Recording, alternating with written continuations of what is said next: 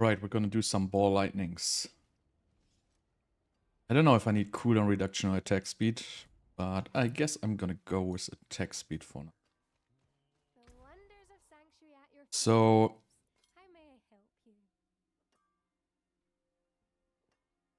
here's, well, I have to keep crit anyway, so it doesn't really matter. So I would probably roll damage on this one here. So I have no obols, that is not so good. So I need some junk amulets. You should have some. This one's okay actually. Let's see, what do we have here? Amulet. Okay, so I don't need this one. I don't need this one. Let's see which one's garbage here.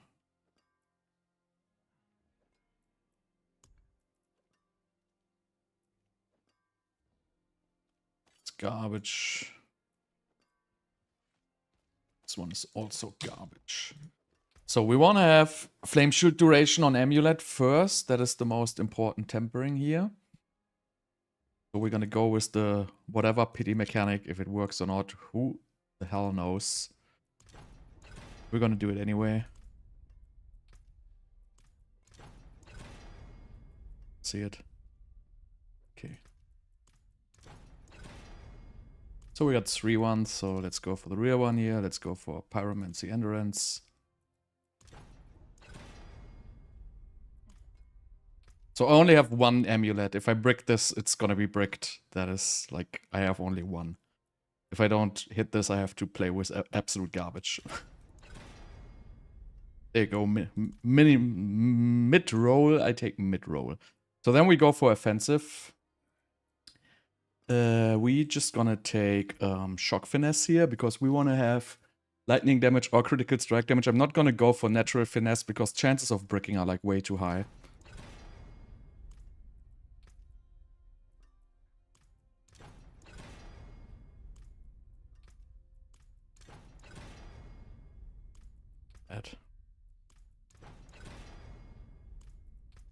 Okay, let's go this one here.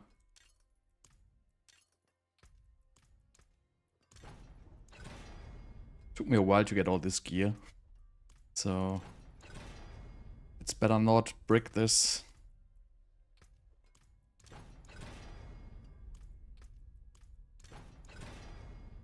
No bricks, please. Right, we go. Shock finesse.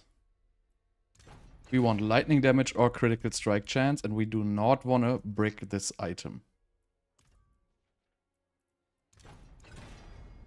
Right, min roll lightning damage.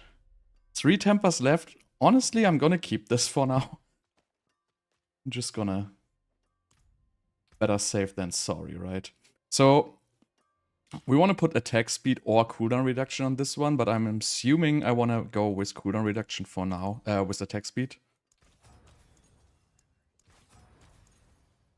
Because I'm not going to push extremely high right now.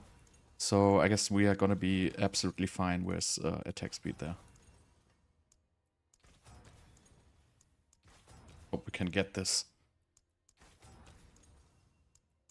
Chanting is like absolutely retarded. Like the amount of attempts you need to just roll for a stat is like, it's out of control. There you go, attack speed 8%, I take that. Alright, let's upgrade this. So we want to hit Conjuration Mastery twice, ideally. But, you know, if I hit it once, I'll be fine. There you go. So, I don't want to hit this. I'm gonna reset. This is good, Flame Shield duration. Why not? Reset. So I want to hit like something decent really on this one. Conjuration Mastery is really good. Oh, I have double Flame Shield duration now. Ah. Honestly, it's not gonna go to +5 Conjuration Mastery, but you know, I'm gonna stick with this for now. Let's just see where we end up with the breakpoints and everything. So let's just put some Storm Swell on here.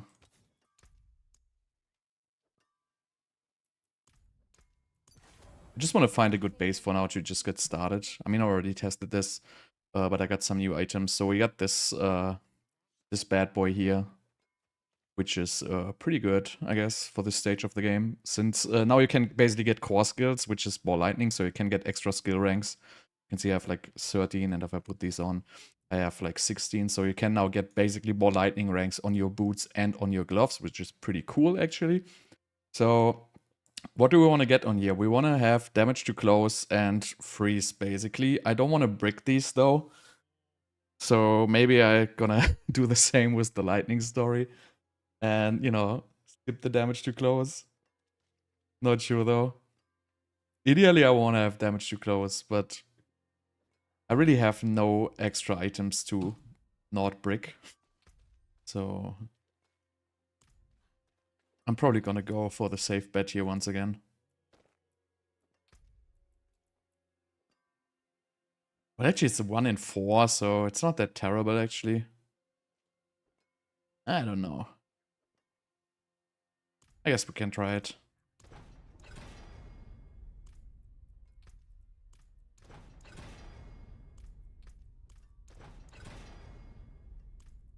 Right, let's go.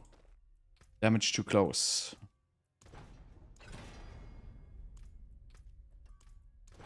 Damage too close. There you go. Maximum roll, nice. And then what we want to have is just some random utility stuff, right? It doesn't really matter at all. Chance to slow, whatever. Wonderful. So let's enchant this. You get some crit.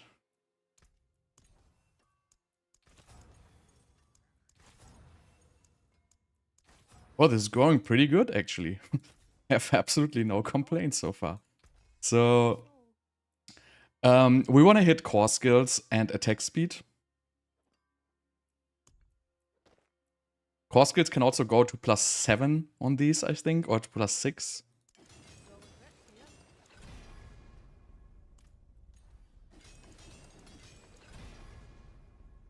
Attack speed is good. Nope. Damage too close? No, I don't want damage too close, bro. Do I want crit? Nah.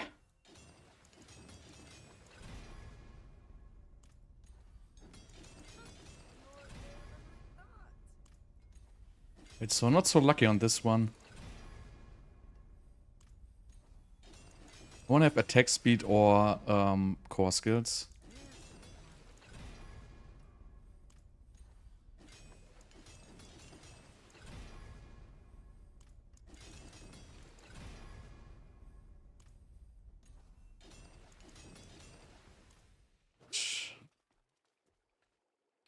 Maybe I should not overdo this because I'm running out of resources. What do we have here? I need, let's just make like 300 of these and another 100 of these. So this is the last item I have to do before I can actually go.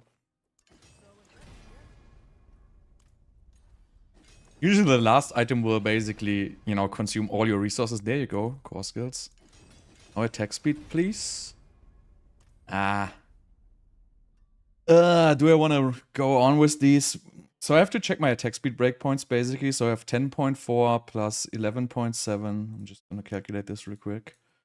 10.4, 11.7, 15 from Elixir, 50 from Gear, 8.9 from Paragon. So we have, what do I have? I have 96 attack speed. That is the 97.8 is the breakpoint. So I could get the 14 frames attack speed breakpoints with this setup, no problem. Yeah, I had 18. I bought so many items, so now I got 9. So I guess I'm good with this, honestly. I'm gonna keep this for now. So I'm just gonna keep upgrading my amulet here so I can get a +5 conjuration mastery. So let's just go with this one here. Ah. So it stays at +4. But you know, +4 Conjuration Mastery is still pretty good. I can redo this at some point, but you know, it's good enough for now for a start. Again, I'm not gonna push like extremely high. So let's just keep upgrading this one here for now. I'm actually gonna do these equal. So this has +5 now. This goes to, I think this stays at +5. So the way that it is, it goes to +6 if you hit it crit it twice. It goes to +7 if you crit it 3 times. That's the same with Amulet basically. So if you every Masterworking crit gives you basically +1 rank on Conjuration Mastery, and Conjuration Mastery is extremely strong. What is Retribution aspect? I don't even know what that is. Retribution.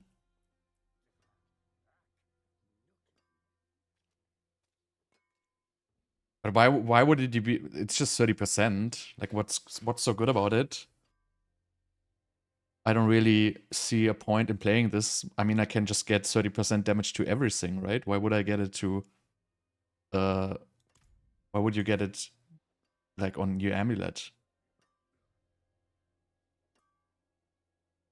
It double dips with what, though? The question.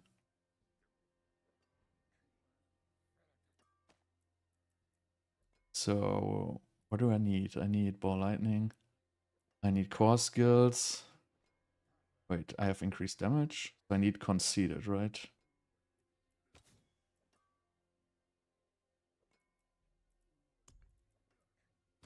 I don't think I want that, honestly. Because I won't have permanent stun.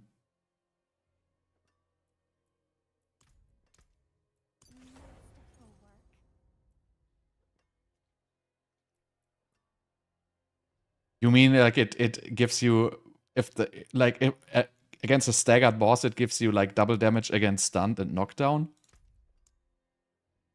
So it gives you like a double multiplier? That would be pretty stupid actually, but you know, you never know with Blizzard, right? So all random. But anyway, I'm pretty much good to go with this setup now, because I have no materials left to upgrade anything anyway. So just put all this garbage away here. So you don't have to play this with Starless, guys. It also works without. Again, I don't even have a new Starless, guys. I have to craft one, but this is a legacy one, so this is significantly weaker than a real Starless, guys, because on a real Starless, guys, you could actually masterwork the crit chance. But, you know, I'm just going with this for now, just for testing purposes. I will make a Starless, guys, at some point, so... what is this? Skull.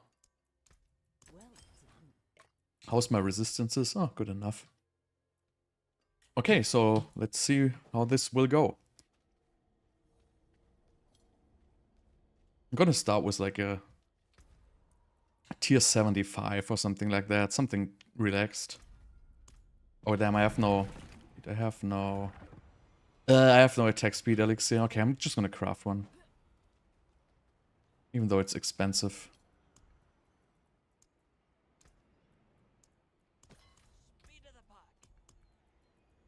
Alright, let's check the breakpoint. So we are at 47.5 and I need 97.8. So I actually need 0.3% more attack speed. So I might be below the breakpoint, but I only tested them in 1.3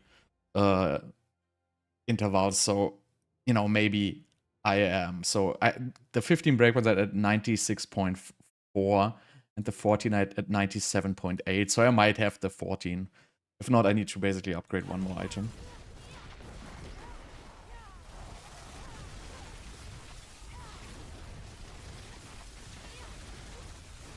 I mean, these go down pretty fast. I mean, it's just a 75, right? So I'm just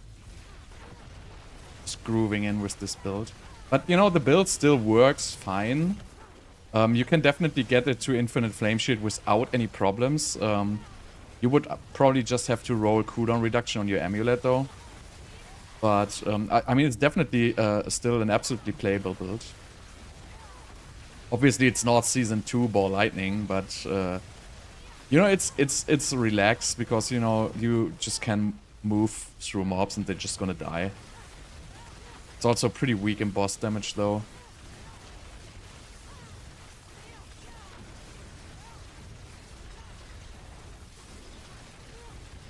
But I mean, it's still a cool working build.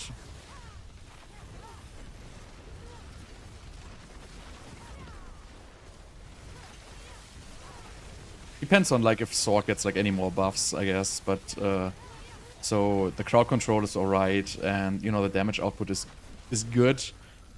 You can definitely optimize a lot on Conjuration Mastery and Unstable Currents uptime, because if you have, a lot of Conjuration Mastery, so you can get to, like, +6 or +7 Conjuration Mastery on your Amulet, and, you can actually get a pretty high amount of Lightning Spears during Unstable Currents. So you can easily get up to like 15 or something like that. And you have the Ice Blades enchant as well. Like, where's the guy? There it is.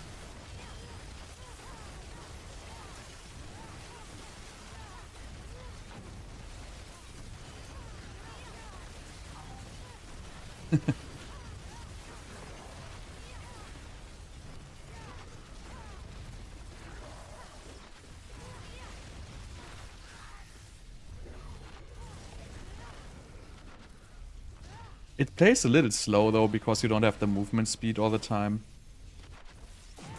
So the dungeon is a little bit low, so it's more optimized towards having a little bit longer fights in the dungeon phase, because you want to build up conjurations and stuff like that, and if the mobs are dead so fast, you can basically not attack them, your Ice Blades are not going to give you cooldown reduction and stuff like that.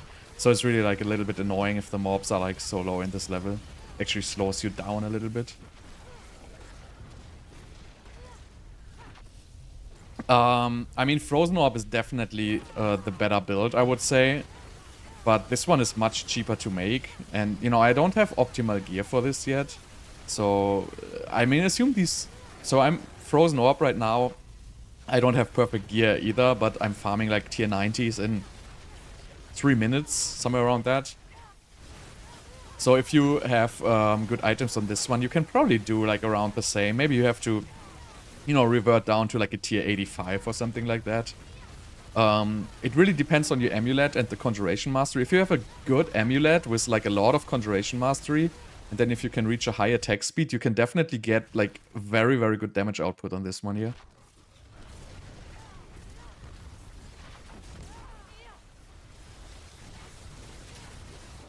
I mean, this is just a tier 75 boss, right? So this is not really... But as you can see, like, I'm destroying that guy, right? Like, it's literally, like... I can definitely go much, much higher with this right now. I just wanted to test, you know, where I am standing right now. And my gear isn't even closely optimized right now. I simply don't have the gear. But, I mean, I see... Look, I only have, like, 8 out of 12s on, like... these gear pieces. Obviously these gear pieces, oh, this is still a wrong aspect, by the way.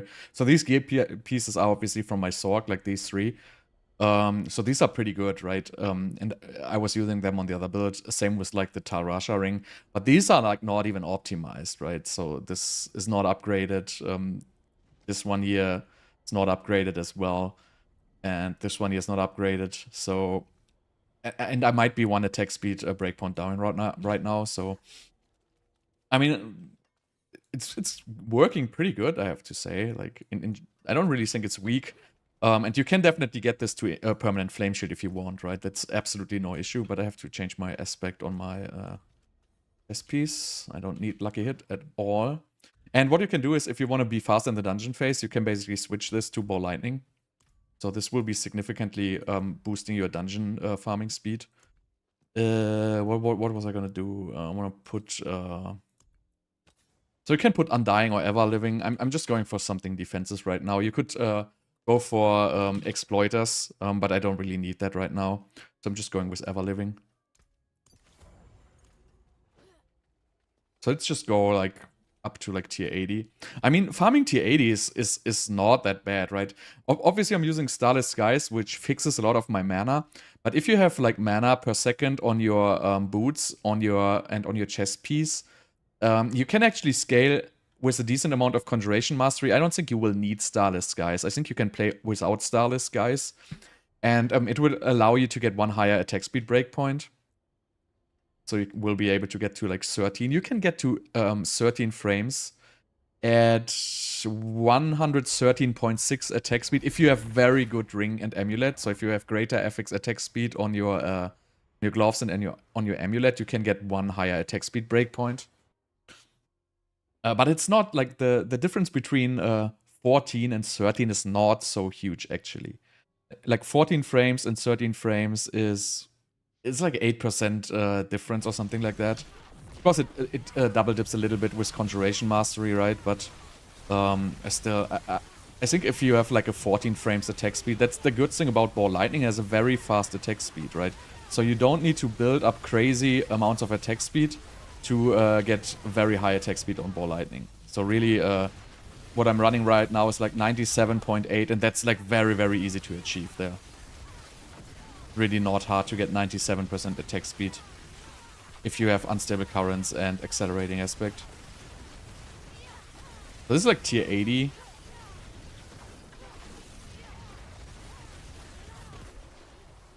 But with Ball Lightning enchant. I don't even know if it's stronger or not. Lightning Spear enchant gives you like, with high Conjuration Mastery, gives you quite a good boost there. But I mean for tier 80, like these elites drop pretty fast, I would say. Can probably go to like tier 85-ish. So I mean, this is definitely a viable build. It's definitely a little bit behind Frozen Orb, I would say. But I think that the good benefit is here, you can get Immortality like super easy. Like, I don't have cooldown reduction right now on my Amulet, and I don't have any greater affix cooldown reduction.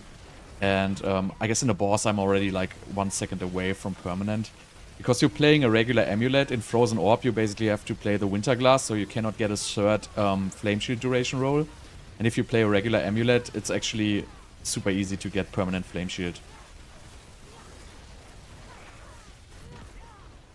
No, the Paragon shouldn't be the same than Frozen Orb. Let me check that planner I posted. Maybe I grabbed the wrong link. Let me just check this real quick after this.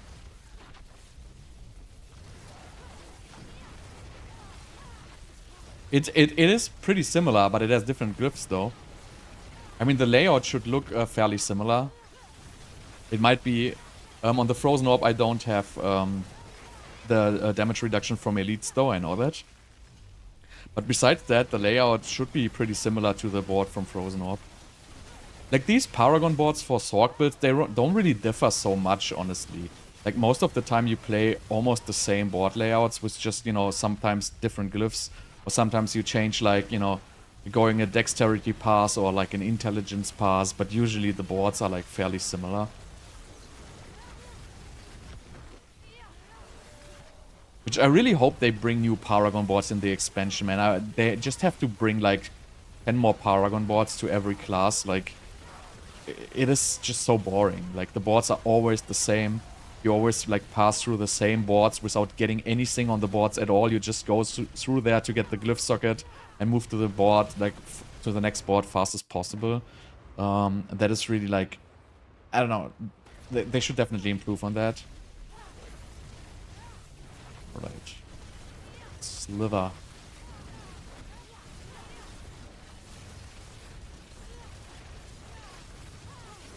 I mean, I don't have unstable currents right now, so I have no lightning spears. That is why it's dropping so slow right now. So for next stagger phase, I will actually go with unstable currents.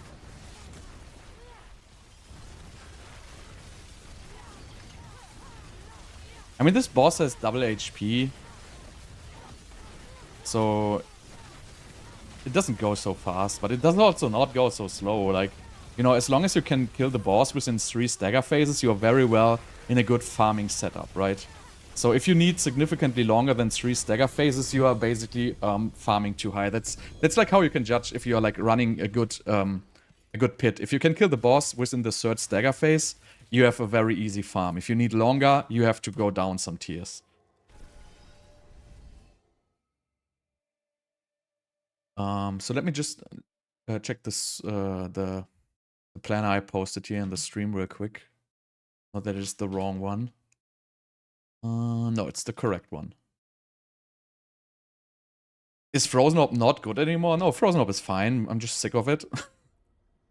The problem is my Frozen Orb, I want to push with Frozen Orb, but I'm hitting a brick wall because I don't have enough cooldown reduction. So, if you have the proper cooldown reduction to get the Immortal tech running, you can push higher. But again, like, it's not a good boss killer, right? It just takes forever to kill the higher bosses, and I don't really enjoy that playstyle.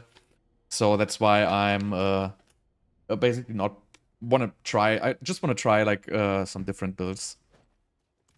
So really, Frozen Orb is still a very good build. If I want to farm, I would use Frozen Orb because I will be much faster. Because Frozen Orb, I'm currently this one here. With Frozen Orb, I can currently comfortably farm tier 90s in like lower 3 minutes. So that nets you basically like 1,000 Ness Iron an hour. So that's a pretty good farm. What did I just do? 80, right? So let me just try an 85 here. See if I can find a regular boss.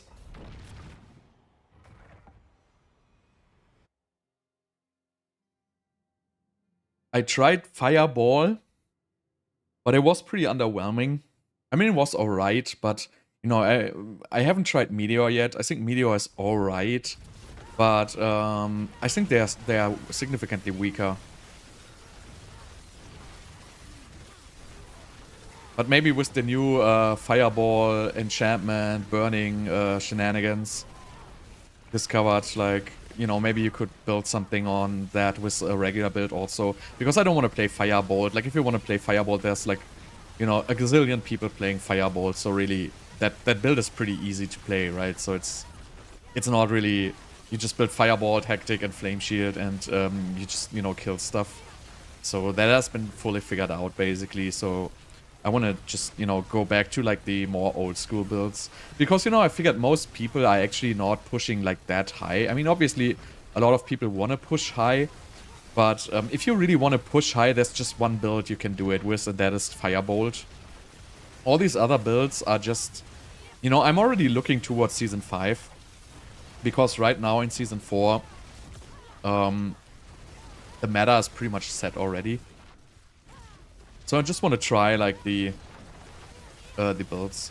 Either try Meteor and Enchantment with, like, a Fire build or with Ball Lightning build.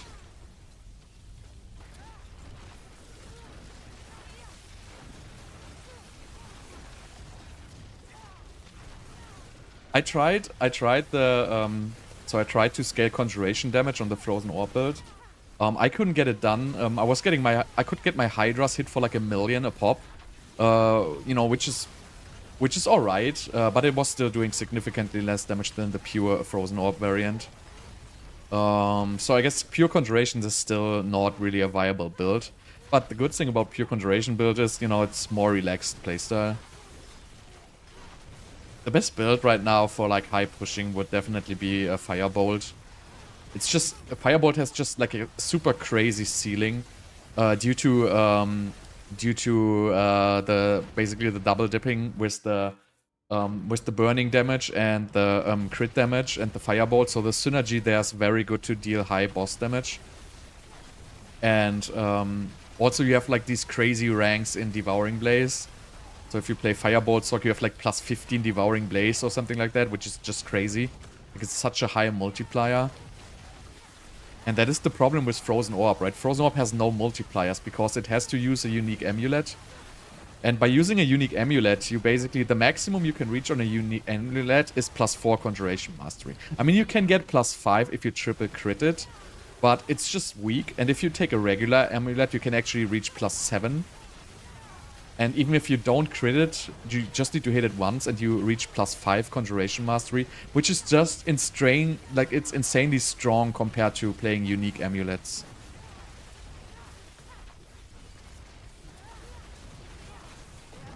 It's, well, it's, I mean, for speed farming, like, he has, like, you know, there's like a Frosty Strides Firebolt build, I guess, which is, you know, pretty decent, I guess. So I wouldn't say it's bad. It's probably currently the strongest build for pit farming. But like this one, for example, is pretty relaxed, right? Like Ball Lightning, I just literally, I have to hold one button, right? I'm just holding Ball Lightning and I'm just moving. So this plays very relaxed, and you know, I'm all for like the relaxed playstyles, because the permanent button smashing is, it's just getting like kind of exhausting. Okay, I just messed up there. It's just like my feeling, like it gets really exhausting if you have to really like permanently smash buttons. And this one is way more relaxed.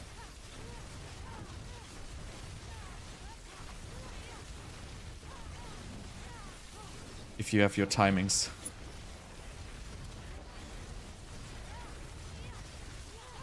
This is like an 85 a boss, which I completely messed up.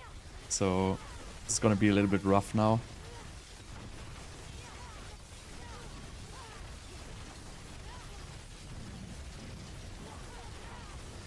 But it's relatively easy still. I just have to dodge some mechanics now.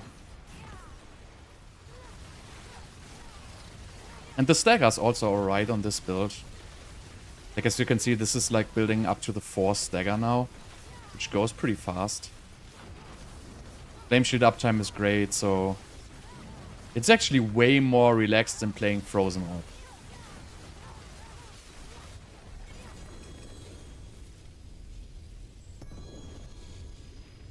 And I might still be like on bad attack speed breakpoint, which I don't know at this point.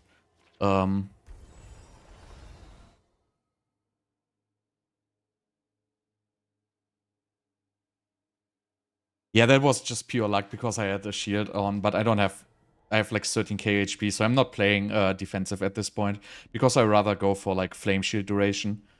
Because we have a 6-second flame shield, which is pretty long, so I'm really not... It's like the ice armor gives you like a good defensive layer, but this is really not for like tanking stuff. You can build this fairly tanky though, because you actually have a lot of defensive nodes you can use, right? You can use destructive charge bolts for minus 25%, for 25% DR. You can use electrocution for another 15%, so you can get an extra, like, what is it, 43% damage reduction from skill tree. You can use defensive aspects, you can use 2 if you want, right? So you can get another 45% defensive damage reduction from your items. So it is fairly defensive if you want to build it like this. This thing is just, you know, the boss mechanics is still gonna one-shot you though. So no matter how defensive you build, it's not gonna matter, you're gonna get one-shot in the end. That's why I'm basically preferring not to build crazy defensive. But you can definitely do that.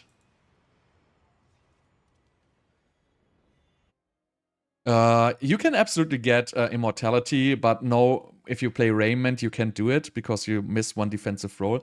I just feel like I don't need Raiment. I rather do my Flame Shield uptime. With Raiment, you can definitely, you know, push a little bit faster, like through the dungeons. Like the pixel pulling really helps.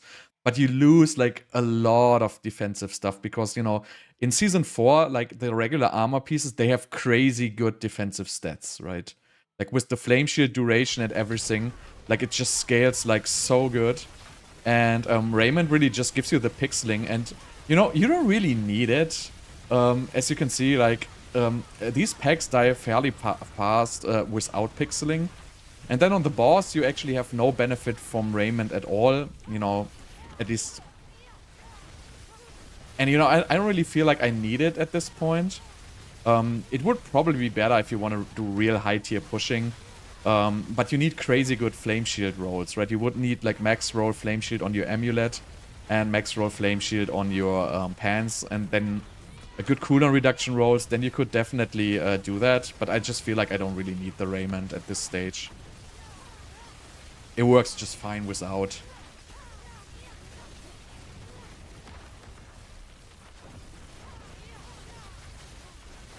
You're welcome. So I mean, what build you choose for, it really depends on your time investment. I feel like, you know, a lot of people are just posting those perfect builds. But, you know, I always choose like the builds which I can play best for the time I want to invest. Because, you know, I really invest, like, you know, at the beginning of the season, usually I, you know, blast for like, you know, 5 to 7 days. But then I really go down to like 3 hours a day, and maybe like on the weekends I go for like, you know, 6 or 8 hours like one day on the weekend or something like that. But I'm really not like, you know, investing like a crazy amount of time in my builds. And that's why I also play builds where I don't need absolutely perfect gear for, right? So if you want to build a perfect Frozen Orb build, you're gonna invest 50 to 100 hours farming. If you want to play a perfect Firebolt build, you're gonna be probably like somewhere around 200 hours farming for the materials. And this build here is much, much cheaper, for example. You don't really need a whole bunch of materials to make this build work. Obviously, I still have the Flame Shield duration stuff, but you basically need the Flame Shield duration gear for every Sorc build, so that's always a good investment no matter what build you're playing. So I would say this build would be like somewhere around 25 to 50 hours of investing in farming materials and gear. Somewhere around that. And then if you want to be like, you know, smashing stuff and you want to invest even less, let's say you just want to invest like 10 to 25 hours, Blizzard is a very good build, which is cheap. And then, you know, it always depends a little bit on how much you want to invest into a build. And the Frozen Orb build has a very high investment, but it's also like pretty satisfying to play until you start very high pushing, because it's just gonna get exhausting if you have to do high pushing with Frozen Orb. Because the boss damage is just so low. Like, it's really, really low. On the high pushing scenarios.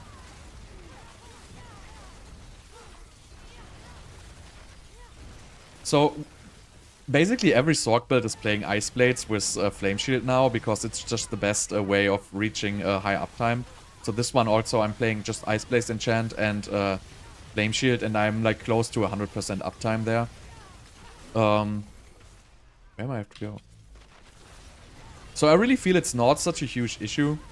But I feel just like it gets exhausting if you push like high tier bosses and boss fights take like 5 to 6 minutes or something like that. You just have to like be so on top of your Flame Shield cooldown. And I really don't find that to be a very enjoyable gameplay experience, you know, at least for myself.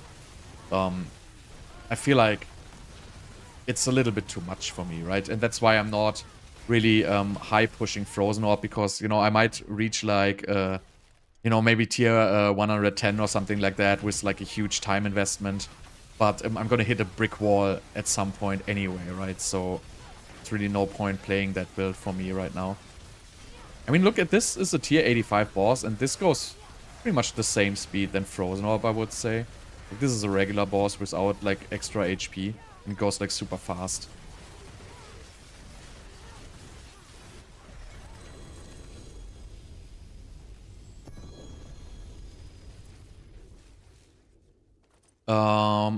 I mean, in this build, the mana regeneration comes from Conjuration Mastery, and I have like, I mean, I'm playing Starless Skies, which gives resource cost reduction, but basically the plus mana per second you put on your boots and your chest piece, or your chest piece and your, you know, helmet, or wherever you want to put it, and that scales very well with Conjuration Mastery. So we have in this right now in this setup, I have 7 Conjuration Mastery, right? So every stack basically gives me 14% multiplicative mana regeneration. So if I have 10 stacks, my mana basically just regenerates by itself.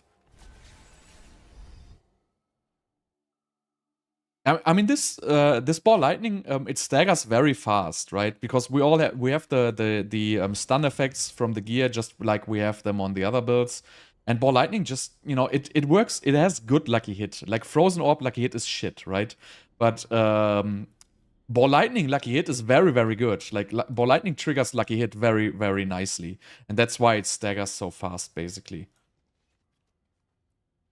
Would you ever use this? Probably not. Let's look for the amulets here. Right, or junk. So I wonder if I have the attack speed breakpoint by now. Just put one more rank on this. Oh, they need more. So basically I switched to Lightning Spear enchantment. I'm also not playing Burning in the dungeon stage right now. I just feel like Firebolt enchantment is a high investment in this build. And in the boss fights, we have Flame Shield most of the time, which, you know, takes care of our burning. I also think my crit chance is too low at this point. Yes, I have 61% crit plus 8.8% here. So I'm sitting at like 70% crit, which is, you know, it's alright, but it's not high enough. But in the shock skill build is cool because you can just temper your crit chance, right? So you can adjust you can fix your crit chance for the cost of additive damage. Oh, by the way, I just see this wand is not even enchanted. Maybe I should do that. Like, I don't need life per hit. Let's just give this some damage, right? 36 wound. That's alright, I take that. Do I have any other stuff which I have not enchanted? These are enchanted. These are enchanted. This is enchanted.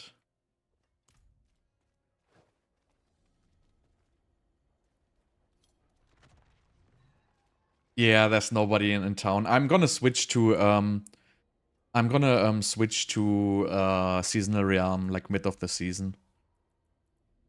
When I have all my stuff like figured out, basically. Let's go for a 90. What buffs I would like for Sorceress?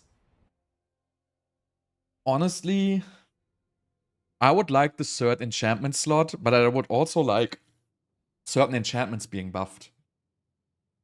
Because enchantments for Sorc are like so weak. But, you know, they're never gonna give us the third enchantment slot, obviously, because it's probably, you know, a performance issue again or whatever.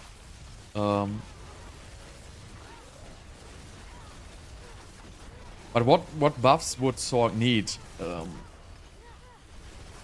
I think Sorc would just need like a 50% damage buff overall, like if you want to get onto other classes, because, you know, the double dipping with the fireball and the burning and the shatter and that stuff, you know, that's not real damage. And the other classes, I would say, like, you know, without using exploits, are probably like 10 to 15 tiers higher in the pit than Sorc, like from just the raw damage ceiling. So I would assume we probably need like at least a 50 to 100% damage buff to be on the same page with the other classes. How could you reach that? Well, you could remove conjuration caps, for example. Like if you remove the Ice Blade and conjuration cap, the Frozen Orb build will probably get double the damage, somewhere around that. I don't think they're gonna do that. They could remove Blizzard stacking limits. You can only stack like 10 Blizzards. If they would remove that, Blizzard builds would do like 4 times the damage at proper attack speed. I don't think they're gonna do that. Crackling Energy, spawn rate, they could fix that. Crackling Energy pickup radius, they could fix that. Will they do it? Probably not. So I honestly don't think there was gonna be huge buff for Sorcs. Like maybe they're gonna do some number buffing. But I don't think there's gonna be anything major coming.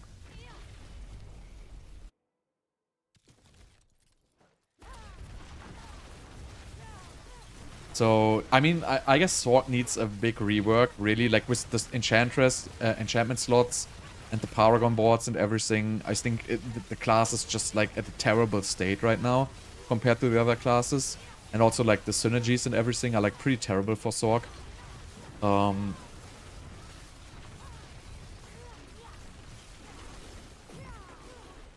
But, you know, I would expect to see some number buffing on the fire builds, specifically, I guess.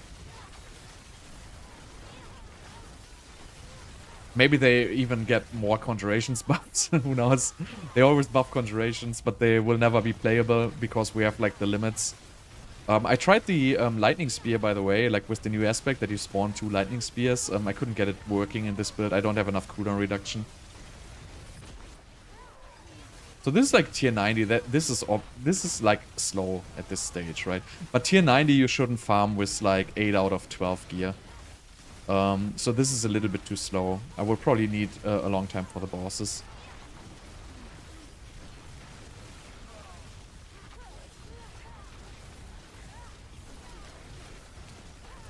No, so here's the thing with Ice Blades, right? Ice Blades are restricted to 6. So it really doesn't make sense to invest anything into Ice Blades because they're gonna be at the cap all the time anyway. Oh well.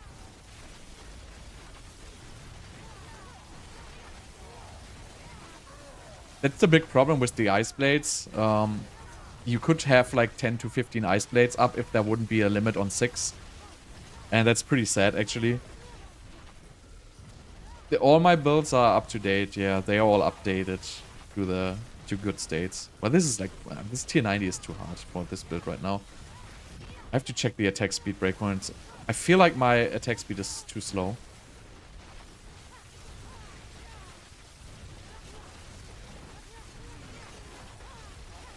But yeah, this would be technically like already a little bit better with Raymond, I guess.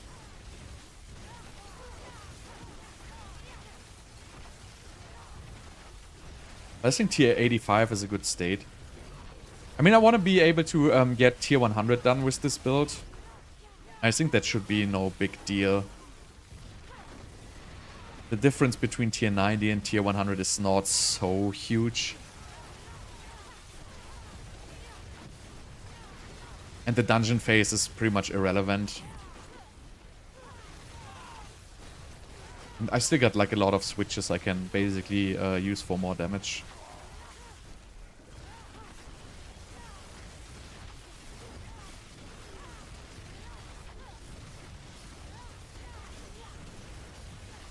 Yeah, but the problem is right now, you know, there's not even like good enchantments to use. Like, obviously, it would be nice to get a free Firebolt enchant in every build. It's gonna lift, like, a lot of builds. But besides that... I mean, I have to... I mean, it's cool to have a free teleport enchant, obviously. But there's no really strong enchantments. Like, most Sorc enchantments are pretty much garbage. Like... 80% of them are not even usable in any build whatsoever, basically. That's, like, the sad story about the enchantments.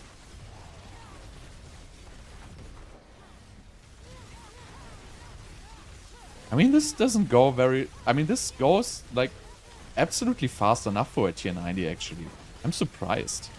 This goes pretty damn fast. Like, this goes faster than Frozen Orb on this tier, actually.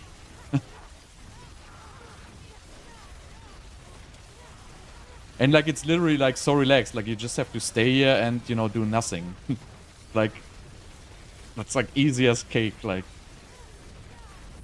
Absolutely no skill required to do this. I mean, I don't know. Like, this tier 90, like, this boss with Frozen Orb would be slower. It's my honest opinion. The dungeon phase is significantly faster with Frozen Orb. I'm much, much slower in the dungeon. I have to say that. That took, like, much, much longer than with Frozen Orb. But this boss speed was pretty much... faster than Frozen Orb. So... I mean, absolutely nothing wrong with this build. Like, I'm actually surprised how good it works. Like, let's go, like, to a tier 95. Let's see what happens.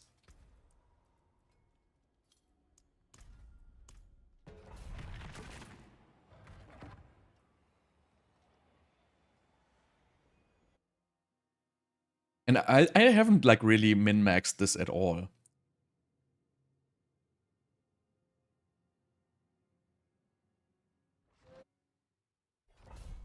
Yeah, you know what? A second weapon slot for Sorc would probably just be fair. Because every other goddamn class has it. So just give me like a stuff. And then, you know, have certain skills use the stuff and other skills use the wand and focus. Like by design, for example, right? Have fast attack speed skills use wand and focus. And have stuff like Blizzard or whatever use the stuff. Wait, where's my... where's the buff guy? Alright.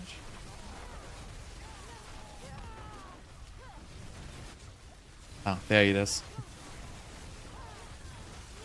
I mean, 95 is not very... like, it's not low, right? And the trash is absolutely no problem with this.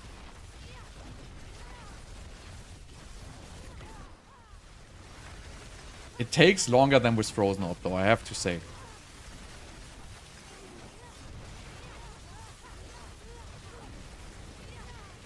But still, it's working pretty good. So I think I could already probably do the tier 100 on this with this stage here. But yeah, I mean, I feel like the extra staff would actually be cool. Like, if it has a usage in skills, you know, you could say just certain skills use stuffs, other skills use like wand and focus. Like, why not?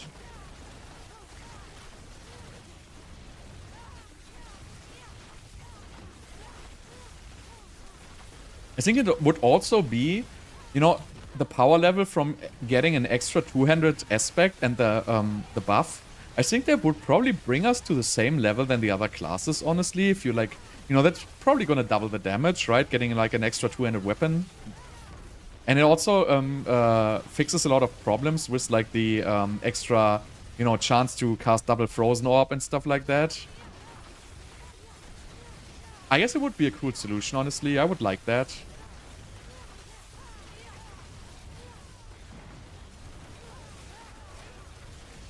Yeah, Raymond would work, but I wouldn't have the Flame Shield uptime at this point, so I'm not playing it right now. I think it's more if you want to push like very high tiers, where you have to basically pixel all the packs. But you know, at this stage, I can absolutely kill the packs one by one, right? So I don't really need to play Raymond. Because it really takes a lot of your survivability away.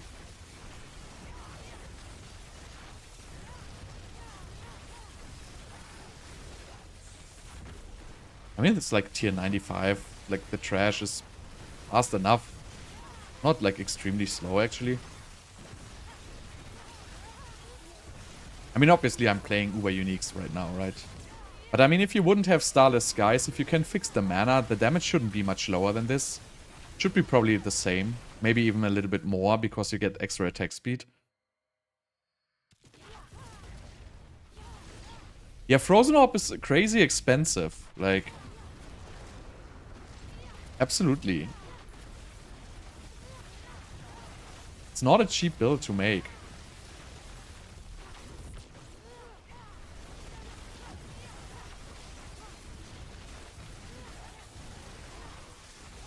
Yeah, it is fun, but, you know, I would just die when I use it. That's my problem right now. Because I don't have defensive layers, and if I wanna push tier 100, I cannot really play a defensive build. So then if my Raymond, you know, I don't have permanent Flame Shield if I play Raymond. And that's why I decide not to play it right now. You could also get probably permanent Flame Shield with Raymond or close to it. But I really like it this way, with having like the extra Flame Shield duration roll, because it absolutely takes me out of any trouble here whatsoever.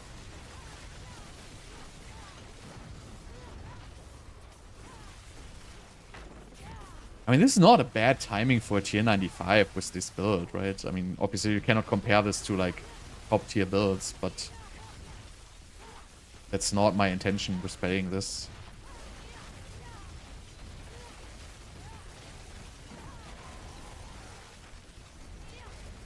I mean, sorcerers have to be buffed next patch, obviously. I don't know if there's going to be a significant buff mid-season. I don't think so. I think it's going to be Season 5.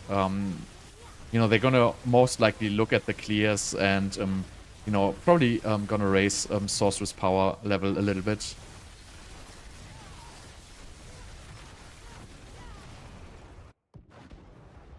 No, I'm not going to do Firebolt.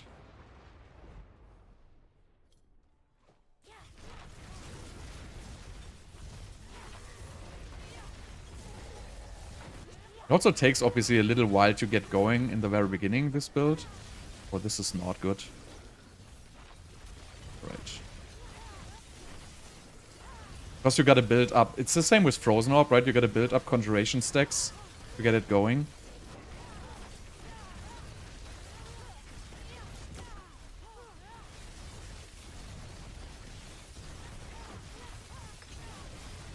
This build, like, takes so much mana.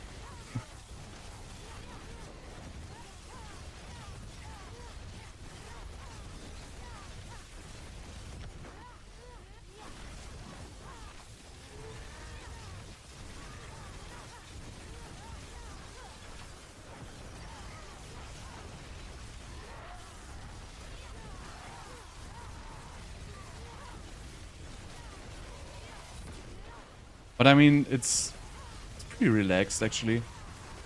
Because the Flame Shield uptime is just good enough.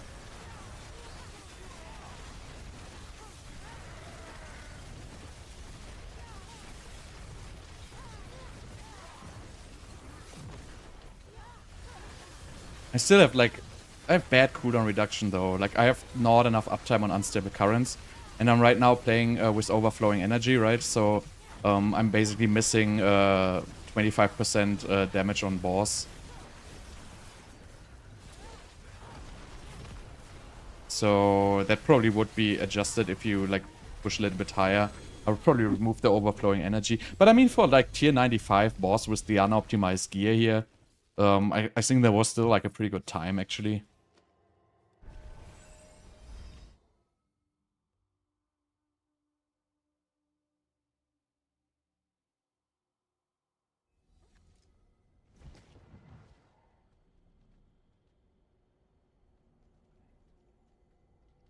I mean, I felt like Frozen Orb was the best for farming. Like tier 90 farming on Frozen Orb really feels very, very good. Everything higher like gets exhausting.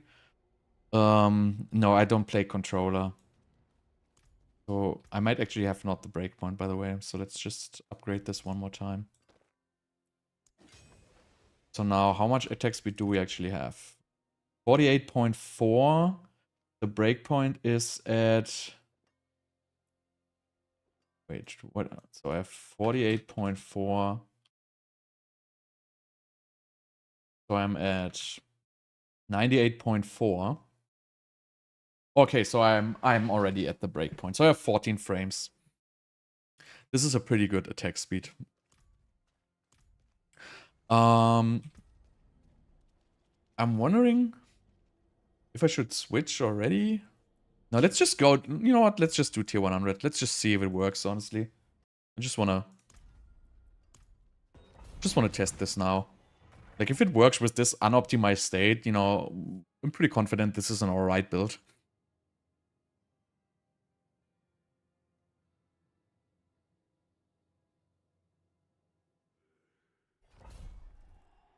Now, Asus Ferocity really doesn't give you a whole lot in this build.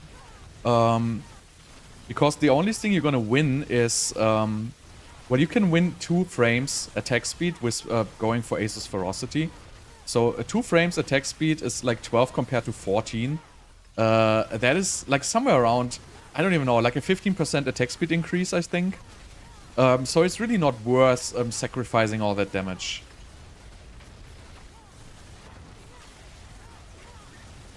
So I wouldn't recommend playing that in this build. Oh, the Wallers are terrible though still for like this build. They have always been. Yeah, I should probably use Exploiter's Aspect on this tier.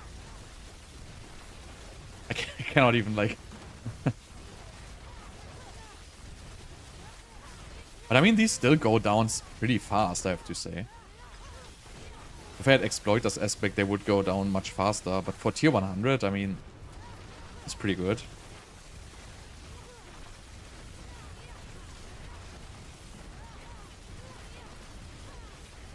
Yeah, I will show you after this. I just want to see if I can do tier 100 already with the setup.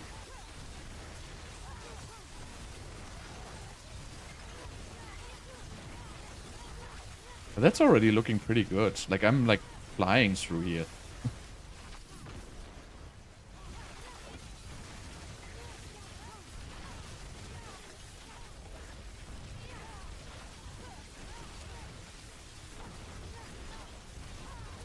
No, I didn't test the teleport build yet. I might do that actually. Like with Oculus, you can get like a decent damage on teleport. But you know, that's gonna be like a mid-tier farming build. I highly doubt that that's gonna, you know, get you anywhere above like the tier 80s or something like that. Because that build just has no boss damage. That's the problem with the teleport, right? You just have too much cooldown. Even if you have like the craziest cooldown reduction, you're still gonna have like a second cooldown on teleport or something like that. So you will basically have no boss damage. The tier list without Immortal one? That would probably be Frozen Orb, the best one. Frozen Orb Blizzard would probably be on top without Immortal Tech. Because Freeze just naturally gives you so much more survivability, right? So if you cannot be Immortal, Freeze really gives you the best damage modifiers.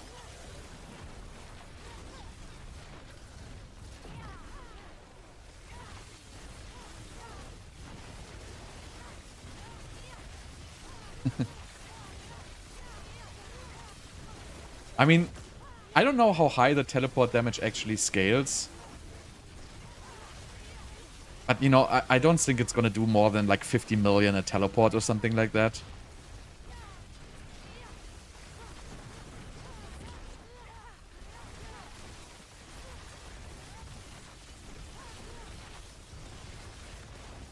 Whoa, hello. That guy hit me. I don't know, where's the goddamn buff guy? Oh, okay, I guess he's dead. So, I mean, at this stage, you don't really need Raiment because the mobs are gonna, you know, be on top of you anyway, I feel like. Like, I wouldn't really benefit a lot from Raiment here. I feel like Raiment is more for, like, speed farming, but not for, like, the high tier pushing. I mean, obviously, like, the super Firebolt build is, like, an exception here, but...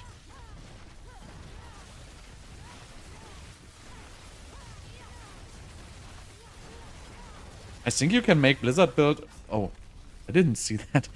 I think you can make Blizzard build Immortal just the same way. Like, you can just run Ice Blades enchantment and 2 cooldown reduction rolls. You can even roll... So, you can even go for 3. Like, if you do 3 Flame Shield duration rolls on Amulet, Chest, and Pants, you can absolutely make Blizzard Immortal just with Ice Blades. Absolutely no problem. It's the same with this build. You have to go for Wand and Focus probably, though. I don't know how much less damage that will actually be, but I assume it's not going to be like a major problem. But then you can definitely do a Immortal Blizzard. Don't see any reason why that wouldn't work.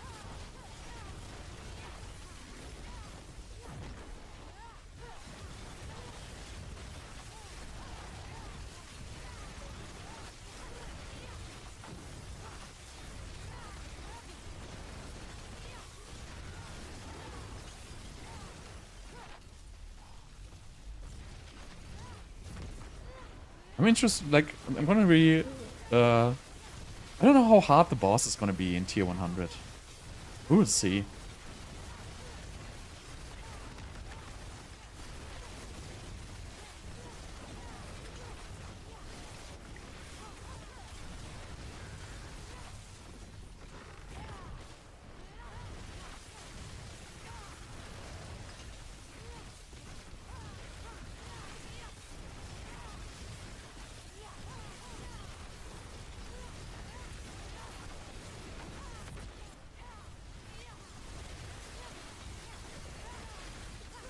Right, this should be the boss, right? Maybe not.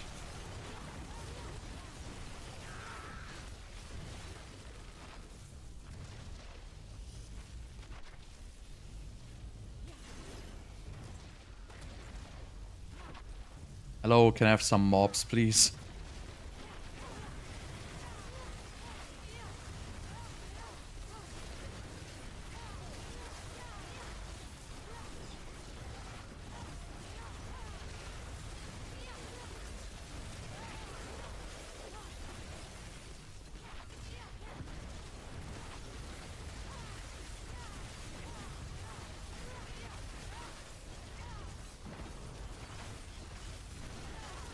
Can they just spawn the boss already?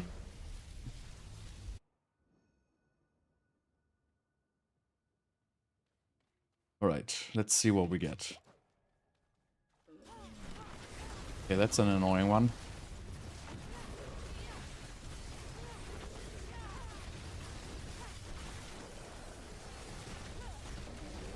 Yeah.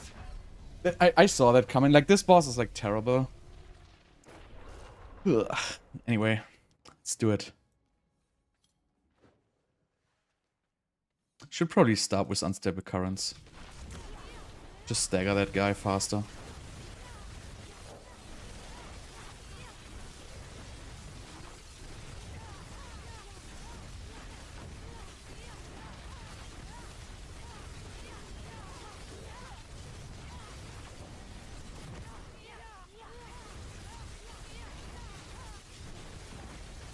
I mean, that's not too bad for a tier 100 boss, honestly.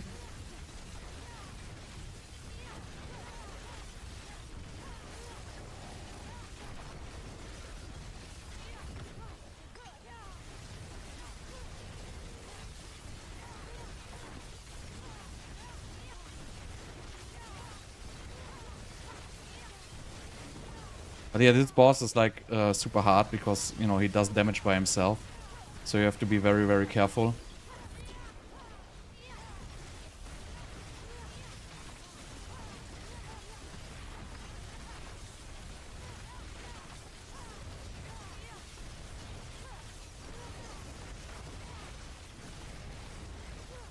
I also have yeah. I also have like the wrong ice armor perk there, so I'm not getting the extra damage. So like this is really for like a boss setup. This is pretty bad what I'm having right now. So probably not gonna beat. Like if I had an easy boss, it would be easy, but this boss is like exceptionally hard for this build. So I'm gonna change some stuff in my build to be able to do the boss faster, and then it should be no problem.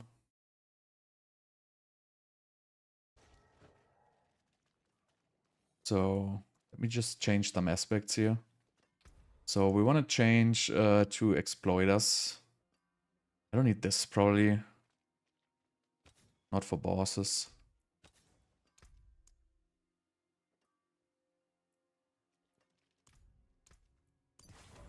And then can we do anything useful here? No, I don't really need anything. And then we're going to change from overflowing energy to with mastery. That should be already good enough, I feel like. Can I make some upgrades? Nope. So this should be good enough for a boss already, I feel like. Let's see.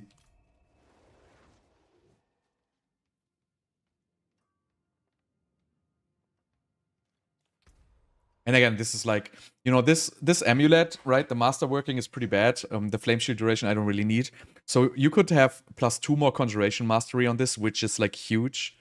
And here you could get more core skills. You could get more ball lightning ranks on these boots. So these are all pretty damn terrible, right? I'm like not even closely optimized. This wand is not upgraded. This should have additional ball lightning projectiles hit twice. So really it is... it's really, really far away from being optimized. Like my focus is not even, you know, it's also just 8 out of 4, 8 out of 10, right? So let's see. Let's do another 100. We can do it.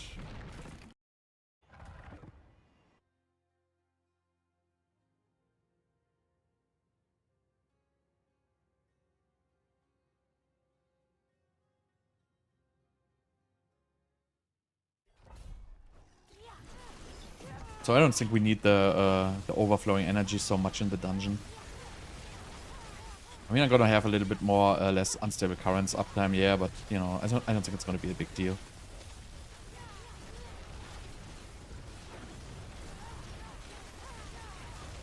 I hate these guys.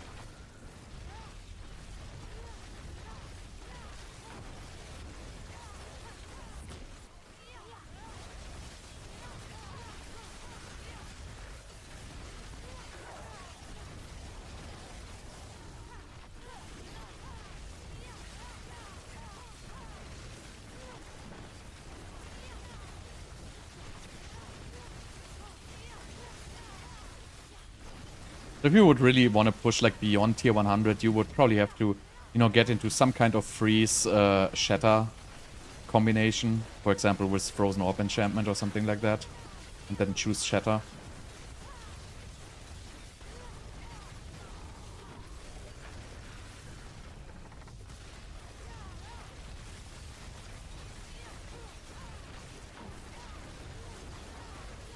I mean, I kind of missed the perma unstable currents though.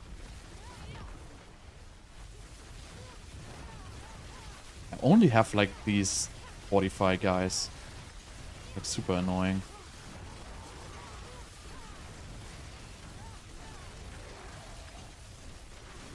Like, horrible. But you know, we just want to get to the boss stage as fast as possible. Yeah, that's the thing with Frozen Orb, right? That's like your ceiling. If you don't have crazy good gear, your ceiling pretty much goes to like 110. So you basically need crazy greater affixes, like greater affix on, you know, Conjuration Mastery, and then, you know, double critted or triple critted, I think. So you really need crazy gear, and, you know, you're probably gonna be able to get to like 112, 113 or something like that. But that's gonna be the ceiling for Frozen Orb. It just doesn't have the juice like on very high tiers.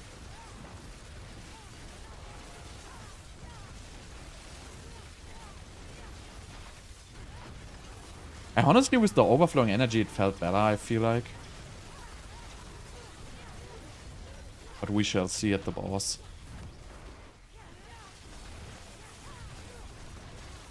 I didn't check the shredding blades yet. No. I usually don't need it because I play a Stormswell, but I also didn't verify those, but a lot of people have been saying that they work. And damage also feels higher in general on Sorc. So it feels a little bit higher. But I didn't really retest it yet.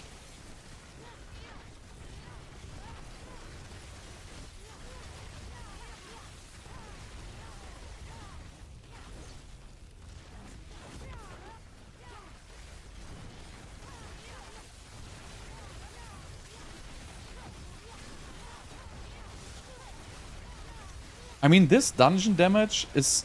I feel like it's higher than Frozen Orb at this tier, honestly. Like, the trash really goes down very fast for like a tier 100.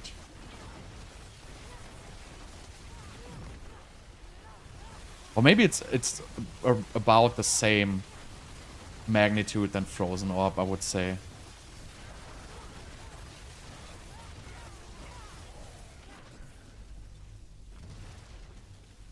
Really does feel better than I expected it to.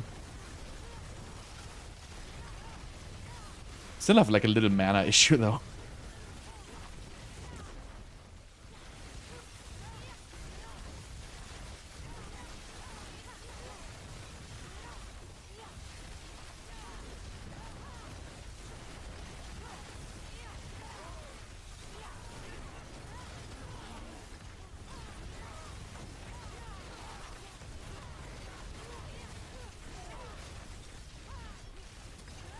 Not sure if it's higher than Frozen Orb. But also my Frozen Orb obviously is much better optimized than this one here.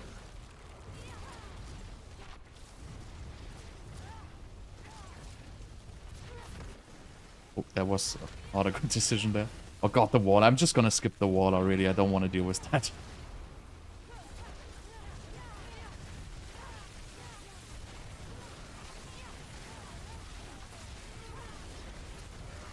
I mean, I feel like one ball lightning basically does more damage than a Frozen Orb because it just hits like way more times.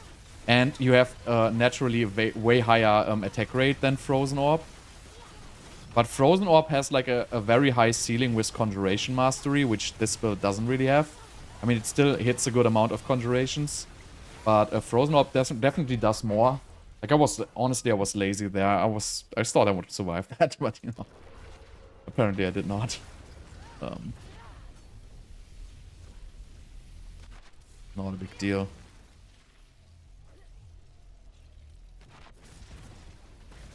Why would you want Dexterity on a Frozen Orb build?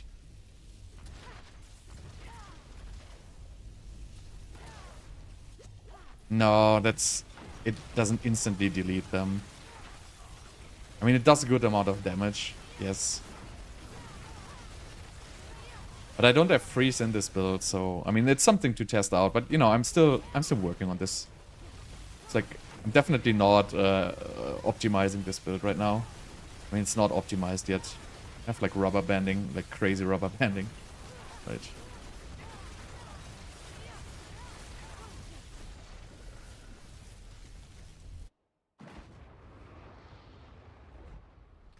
Oh. I hope this doesn't run out. That's a good boss, though.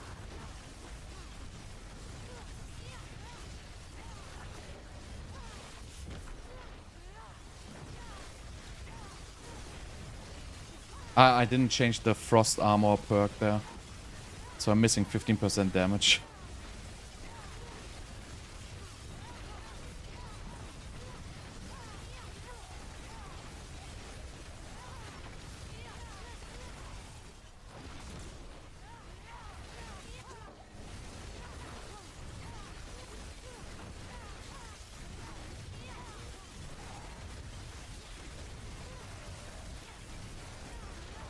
I really think the overflowing energy was better, though. I feel like I have, like, way too little unstable currents.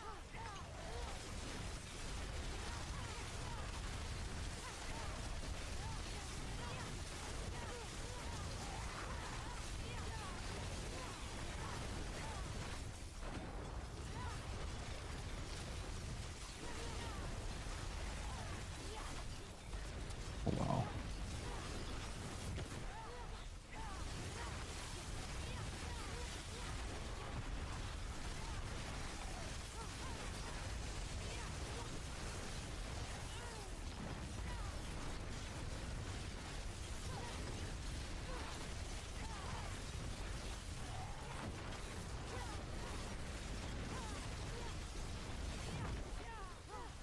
I really think the overflowing energy was better, even in the boss fight.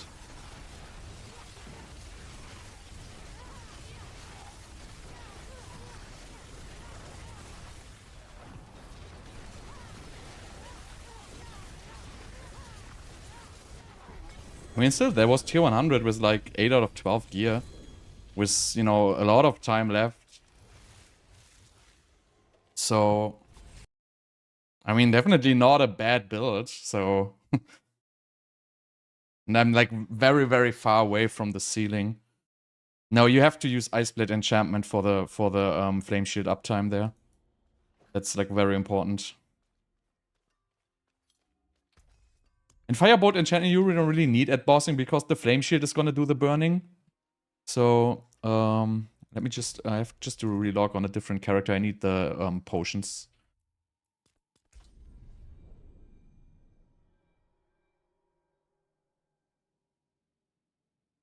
I feel like it has a little more boss damage than Frozen Orb. I mean, I feel like I do about the same boss damage than with Frozen Orb right now, but, you know, my gear is, like, much worse.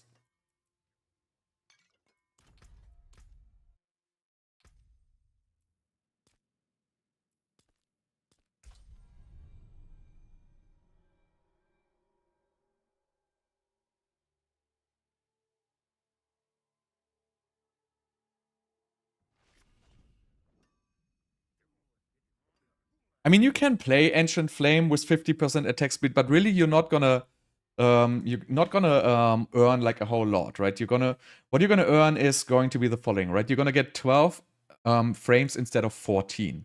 So putting that into perspective, 14 is 4.28 attacks per second, and 12 is 5% per second.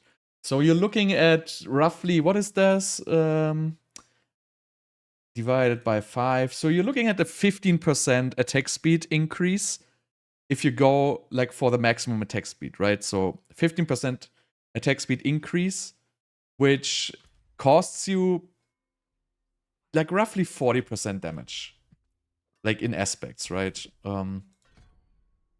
So I don't know. I feel like the Asus is not so good because the base attack speed of Ball Lightning is just very high.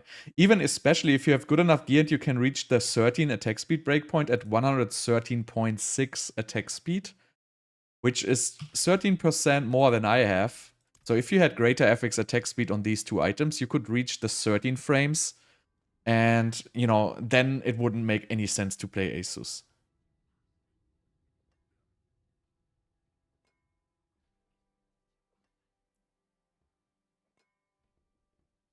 Yeah, Frozen Orb feels faster in the dungeon phase, definitely. At least at the current stage where I am. But yeah, it's much more expensive though, right? You have to also put that into perspective. Because this build is pretty cheap. Do I wanna... Yeah, I wanna get this one maxed, I guess. Okay, so I forgot this one here, right? I wanted to get the 15% extra damage on ice armor here. Because that's gonna give me another 15% boss damage during the phases. But I revert back to overflowing energy. I feel like I want to have more unstable currents. It just felt better. Let's do another 100 here. I wanted to show you the gear, sorry. So I'm playing Shaco with cooldown reduction, so you technically don't need it, but you know, it's still best in slot for every build. So I highly recommend getting Shaco as your like first Uber unique.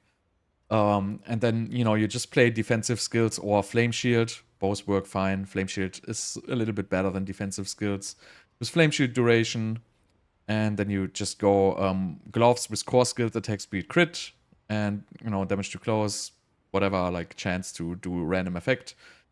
And same for, like, the pants. You just go for in max life armor, for example. Flame Shield duration once again. And concussive strikes for bossing. Then in your boots, you go for ball lightning, mana per second, intelligence. Whatever on here doesn't really matter. Teleport cooldown reduction doesn't matter at all. And again, just one random lucky hit. And then for wand, you want to have a damage and a chance for ball lightning. You want to basically masterwork the chance for ball lightning to cast twice. That is going to be very impactful. So if you properly masterwork this, you probably just get like another 30% damage alone from just this wand, right? And then you want to have crit, cooldown reduction, intelligence, damage to close again, and the shadow damage or poison damage proc for the Tarasha. Then you want to have Tarasha with cooldown reduction, basically. And again, I'm playing Starless guys right now. I can get you know, scrap my Uber Uniques and get a real Starless guys. So I could get some more crit chance out of that one. And for Amulet, definitely, like, this one is not optimal, but I don't want to keep upgrading this. So you definitely want to hit more Conjuration Mastery. You want to hit, ideally, you want to hit like 4 or 5 Conjuration Mastery at least. So you want to have 2 crits on Conjuration Mastery. It really does a big difference on this.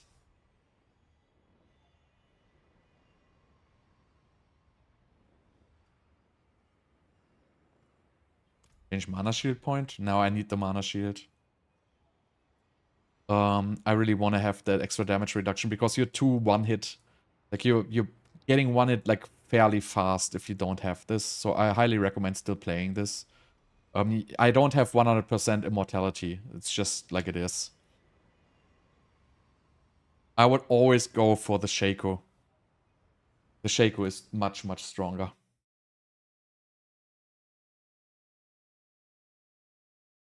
Yeah, Tormented Duriel is probably the best source for like Uber Uniques or regular Duriel if you have a lot of time. Do I have potion on?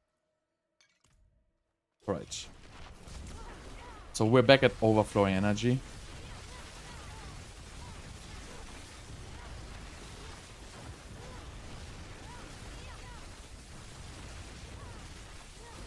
It just helps a lot with unstable currents uptime.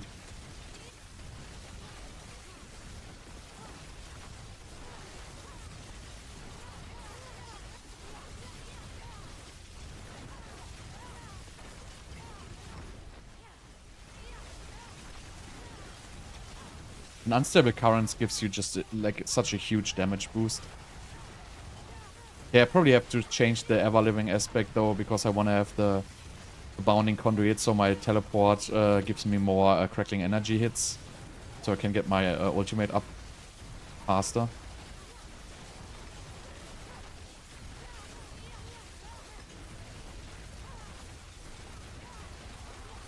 I hate these vampires. This is like the most annoying monster sets. I don't know whoever the people... Like, who goddamn designs... Like, if you play an ARPG, who designs monsters which actually run away from players? Like, that is just such a... like these people should just be fired, like literally. Like monsters are not supposed to run away. This is like not, this is not real world. Like they want to die. They don't want to run away from you. It's like really, really annoying. It shouldn't be like this. I really feel like extremely annoyed by monsters running away from me.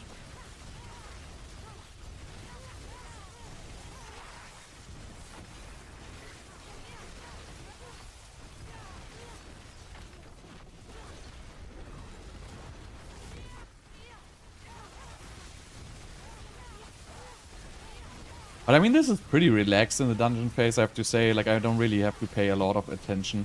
You know, I just have to teleport out before my flame shield runs out if I don't have it on cooldown. But besides that, you know, there's really not much you can do wrong here. Like, just port out, pop flame shield, port back in. Pretty relaxed. Alright, I'm not gonna finish these guys.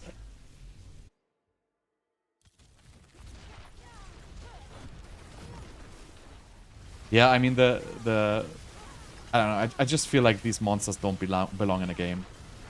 It's annoying.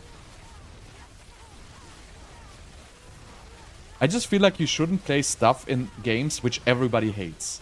Right? If there's a legitimate reason to put something in a game, it's okay. But if literally everybody hates it, like, there's no reason for it to be in the game. Like, it's not beneficial to anyone. If everybody hates something, just remove it. Call it a day, remove it. Everybody's gonna love you for removing something everybody hates.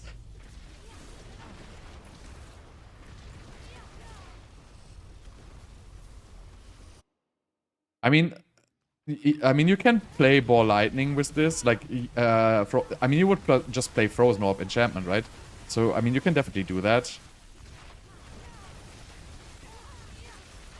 Because Ball Lightning has such a high attack speed, it synergizes very well with Frozen Orb. God, these Wallers. They just have to fix Ball Lightnings being destroyed by Wallers. That is, like, also something which is just annoying. Everybody hates it, so remove it.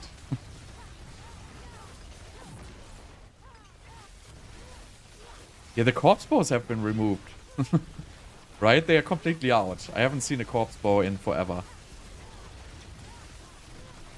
That was a good decision to remove them, though, because everybody hated them, so they removed them. So there's just like 15 other...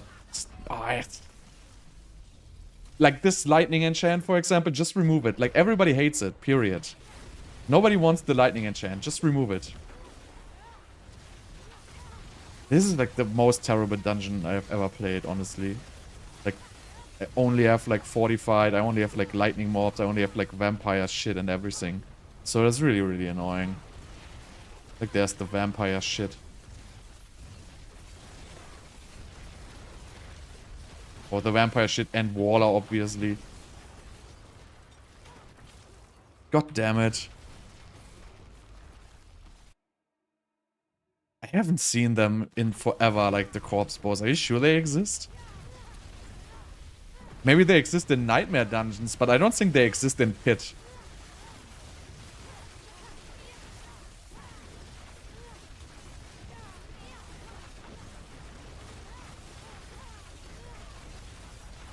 Yeah, the snakes are also super annoying, but, you know, they are at least manageable. But these lightning... Like, that is just so stupid. Because, you know, it hits while crowd controlled, and it shouldn't do that. So if the lightning pillars would stop shooting, if the goddamn mobs are crowd controlled, it would be fine. But, you know, it breaks crowd control. And that's, like, kind of against the idea of crowd control, that there's, like, enchantments which break it.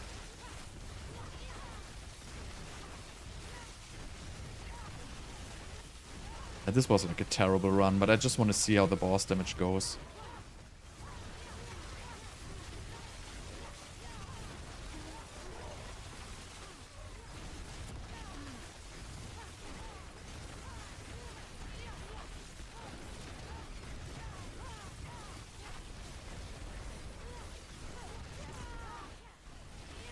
I also feel like I messed something up.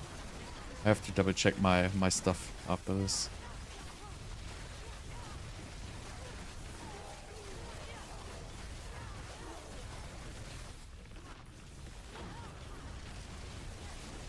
Like, literally everything is fortified and extra health in this goddamn dungeon. Like, literally every pack.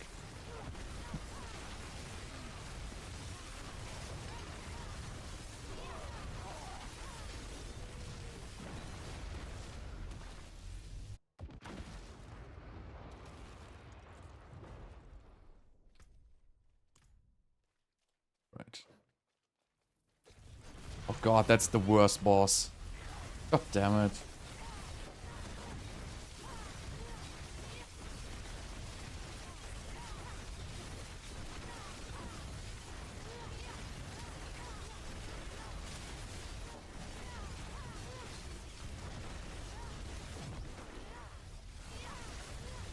My mana is like...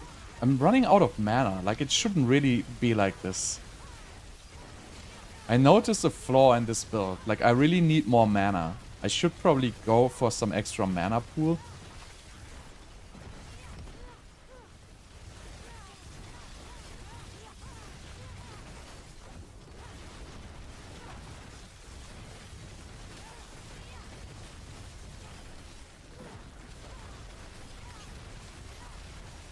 Because I'm missing damage from Elemental Dominance here, big time. Pretty much all the time, I have to say. Yeah, that's like... This boss is like horrible. But that's an issue. Cannot really deal with this boss. Like, what is this spawn point? Like, for real. But yeah, I mean, I'm not ready for tier 100, but you know, I beat it already, so technically, I guess the build is good enough for that. But this is like one of the worst bosses for me.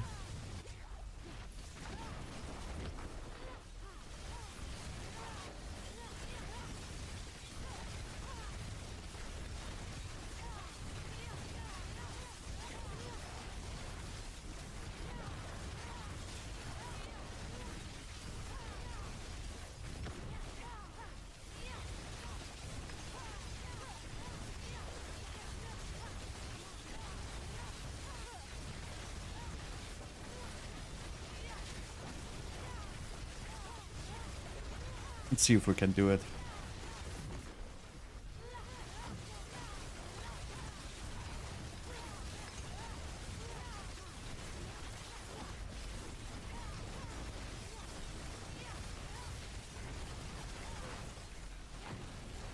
I have to keep like disengaging because he puts like that shit on the ground, right? That completely breaks like this whole flame shield build. Because I cannot really stand because there's like these, you know, these tornadoes on the ground. And that really throws me off like completely.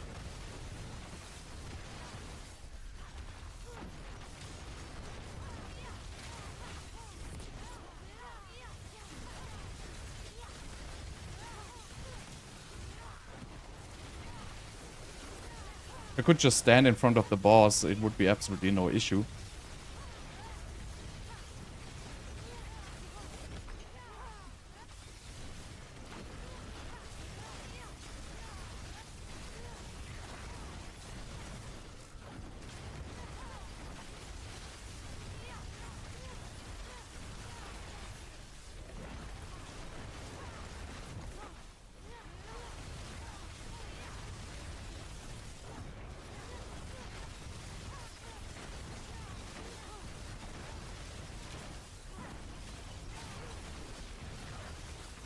And yeah, just remember this boss has like double the HP of the other ones, right? So...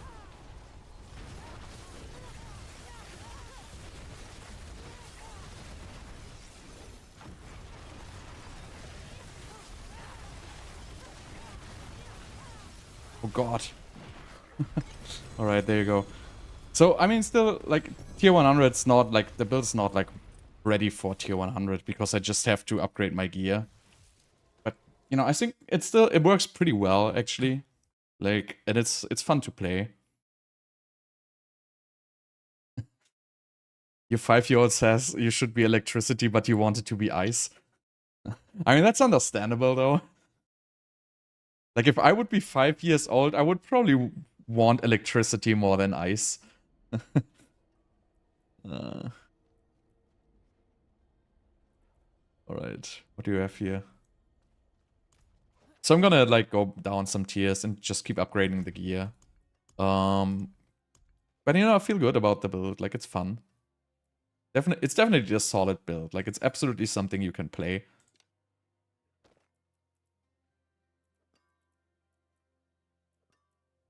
Beware fear. Mana on kill. But my mana is not fixed. I have to fix my mana, though. How do I fix my mana? I feel like I just want to get some extra mana pool.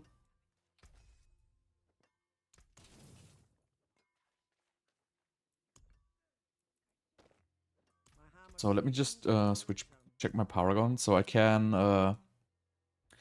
go for these ones. I can just temporarily get these, I guess, for just a little bit of damage. We could remove these. Get into here.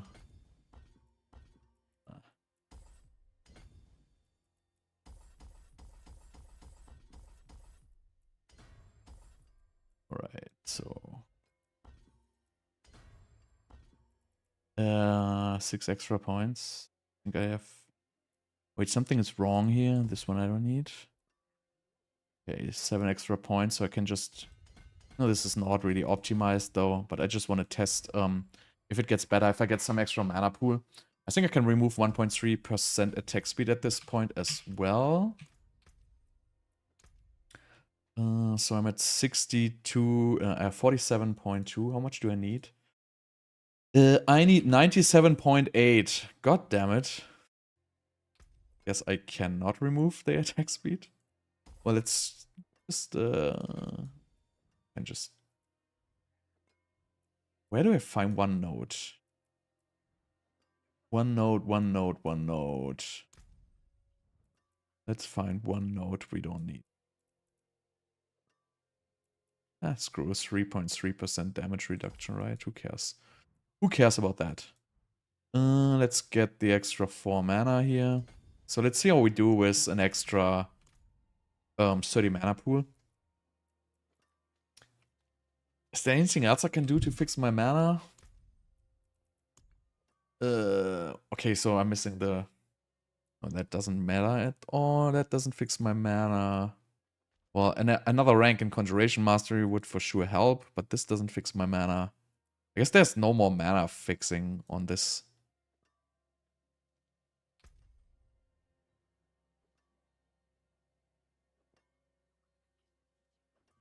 Fresh Flows no won't get past 75.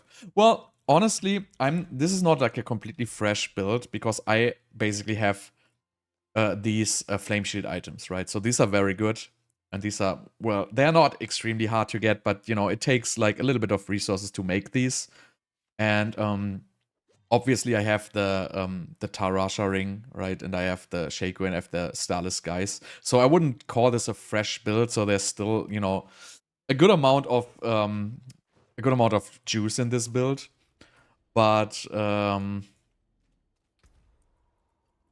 guess, you know, if you would invest the same resources in Frozen Orb, Frozen Orb would be significantly weaker at that stage.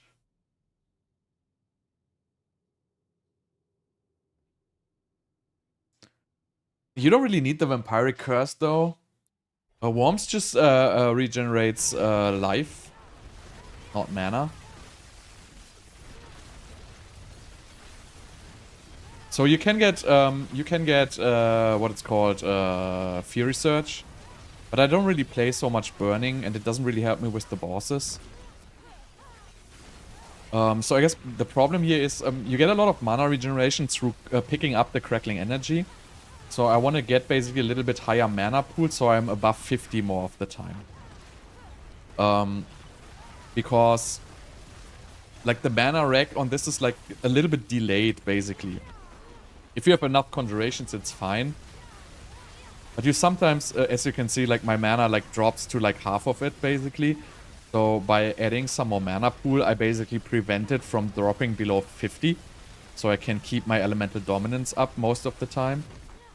I guess in a boss fight it's not going to be an issue, but it might be helpful to just get this little bit of extra mana pool. And it's not so expensive in the Paragon if you're on the board already. So it's a good investment, I think. And that's actually gonna give me like 12% extra damage. You can also put Hydra on your bar to get more mana regeneration and damage buff. But I don't really want to get rid of the ice armor at this point. If you have permanent immortal though, right, then you can absolutely just put a Hydra on your bar. It gives you basically 2 extra conjuration stacks, which, you know, helps a lot with mana. But I guess it looks like good, right? Like, right now it looks pretty good. It's pretty solid. Like, this build really takes a lot of mana, right? You're casting like 4.2 ball lightnings a second. So that's really not a joke, right? So it really takes a lot of mana, even though you have Starless Skies, which reduce it to like 25 mana per cast or something like that. It's still crazy mana hungry.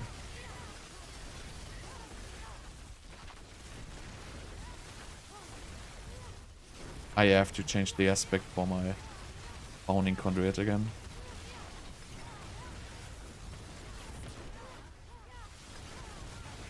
So I guess if you have like good rolls with cooldown reduction, this build is actually pretty good. Because I only have like 37% cooldown reduction, which is not very good. Because I have crit on my Amulet, I just don't have an Amulet. But if you had cooldown reduction on your Amulet, it would be significantly better. And also you would have the absolute easy permanent flame shield. If I just had another cooldown reduction roll, that would be huge. But I just don't have the gear right now. I feel like, you know, at some point you just gotta say, you know what, I don't have the gear, I'm gonna play it anyway. If you have the gear, obviously good for you, but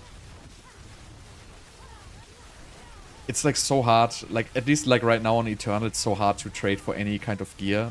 Like there's like so little players trading on Eternal, which is, I don't even know how it's like so little. Like there's literally like, you know, 20 or 30 people trading stuff on Eternal. Like that's literally it. Like I really didn't expect so little players play on this.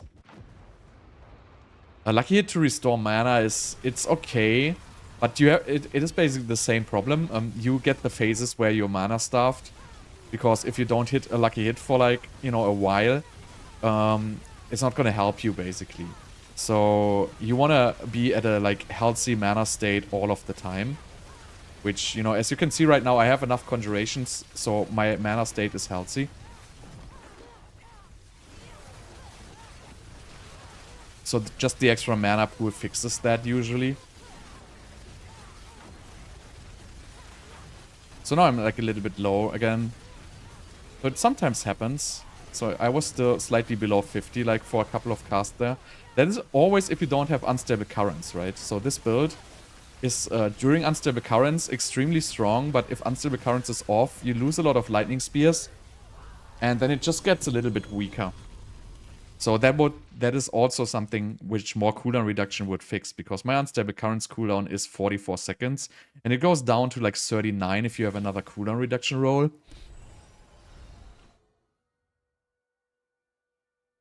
No, it's not so expensive. Like a lot of stuff goes for like 100 to 200 million gold. I guess two good greater affixes is expensive, but I don't even need 2 good greater affixes. I would be fine with gear with 1 greater affix, right? I would like to have a focus with a greater affix cooldown reduction. That's it. I don't need any more. Like if I have a focus greater affix cooldown reduction, I'll be happy. This one here obviously would be nice to have 2 greater affixes, but I would rather have one with a regular conjuration mastery roll and just a greater affix cooldown reduction. So I really don't want anything more than 1 greater affix at this point. But it's very hard to get those. Okay, let's masterwork this baby. Oh, 250 is like so goddamn expensive. Yeah, I mean, but that's what I'm saying. If you build a build, if you make a build, right, 1 greater affix gear is absolutely fine for you. You can even start with 0 greater affix gear. It's completely fine. And, you know, get a couple of key pieces with 1 greater affixes. You don't really need anything more. Like, my Frozen Orb Sorc doesn't have any double greater affix gear at all. And, you know, I'm at like tier 105 and I'm just hitting a brick wall because I'm missing cooldown reduction. So I would really just need like a greater FX cooldown reduction focus or something like that and everything would be fixed. But I just don't, I just cannot get that at this point, so, you know, I'm kind of, I don't really want to play the Frozen Orb anymore. Like, I'm kind of sick of it. I want to play this a little bit, and then I want to play probably Blizzard.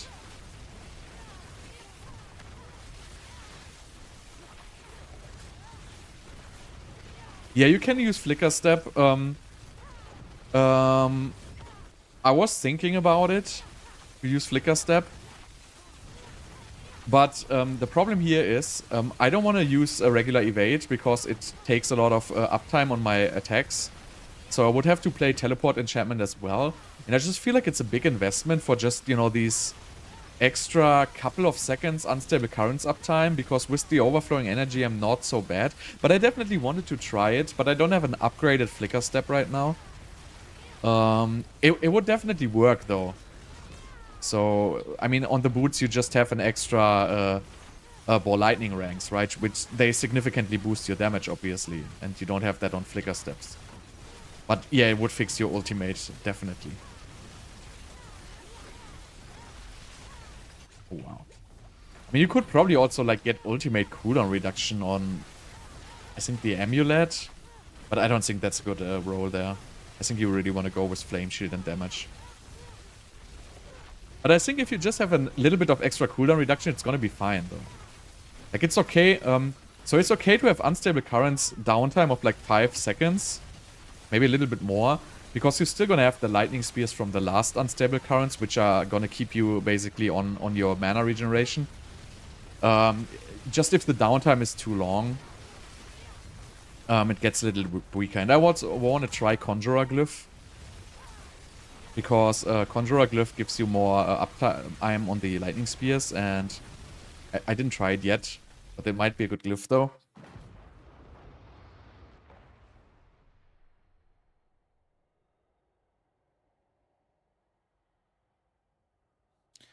So I think other classes are overtuned actually.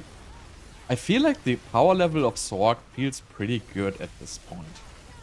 Obviously, compared to other classes, it's extremely weak. But I feel like, just by the power level itself, I feel like it feels good. I mean, it definitely feels better than ever. Like, especially with the longer Flame Shield, like, it really feels good to play the longer Flame Shield. And the power level of the skills, the magnitude, it feels good. Like, if you ask me. If you ask me, other classes are overtuned. But I think it's also like, it's all bugs. I don't think the classes are really overtuned. It's all bugs and overpowered double-dipping multipliers. They just have to remove those, right? So, like, all these kind of Necromancer, like, for all your vulnerable or whatever it is, like, rogue, like, you get 1000% multiplicative damage for, like, all your additive vulnerable damage. They just have to limit those things. They just have to say, you know, we cap it at 100% or something like that. Because these things haven't been adjusted with the new tempering system. Right? So before, it was like very hard to reach like a 200% vulnerable damage or maybe 300%. And now with the new tempering, they can reach like up to 1000%.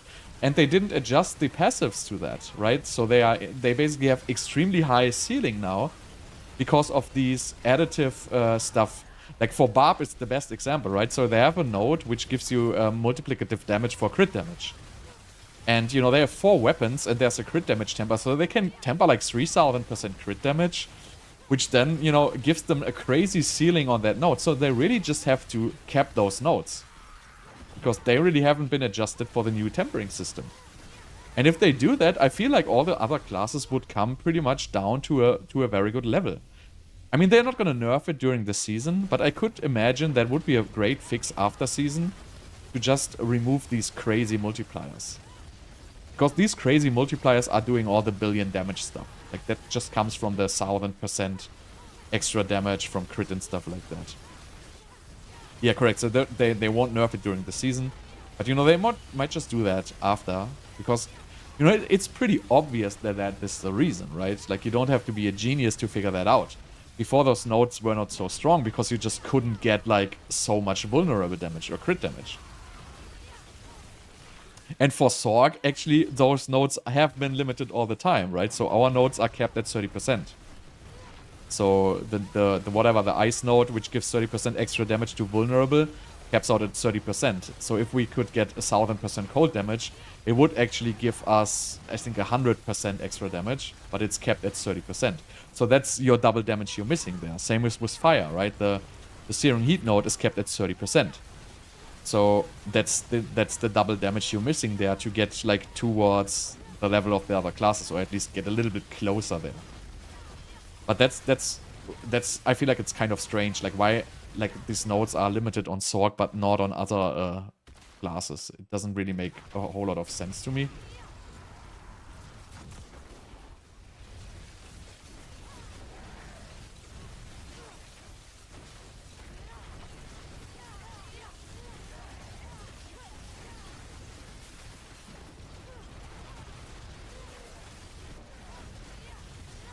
Oh dear.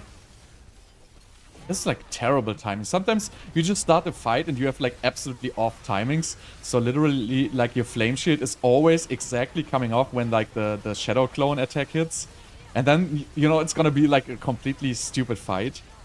Because the time is just like 1 second off. It's like very, very annoying if you ask me.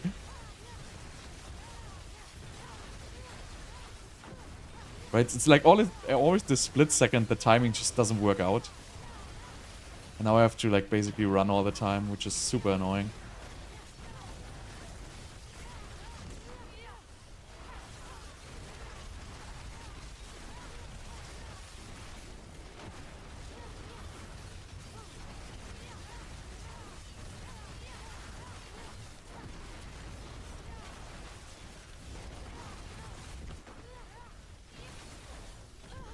That's just this perfect timing. It's like so stupid. Okay, I gotta fix this. But yeah, this is still like too high for a farming tier for me, I have to say.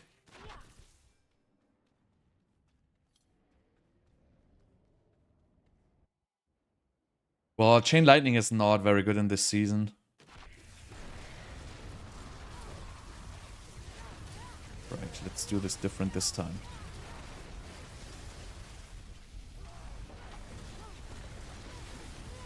Wait, so now she didn't even spawn the guy?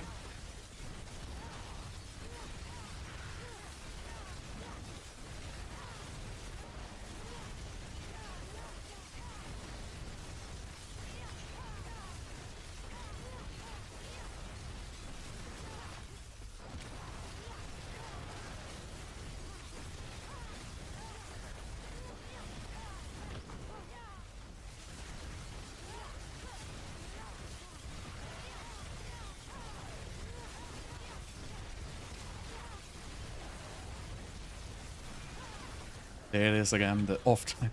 I don't even see these things on the ground, man. Like, it's like so terrible. It's like making me crazy. I just want to get like down to like tier 85, just farm the gear up. Because this is like, these combos are like pretty terrible for me. They're completely throwing me off.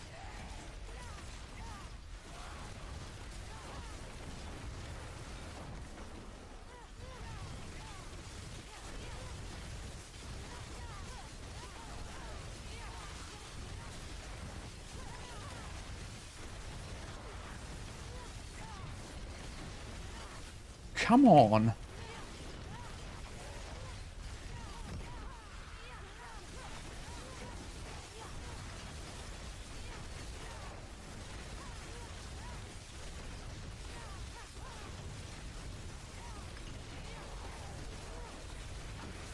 See, and then you just get like a good timing. And, you know, the boss is like, you know, I don't even care.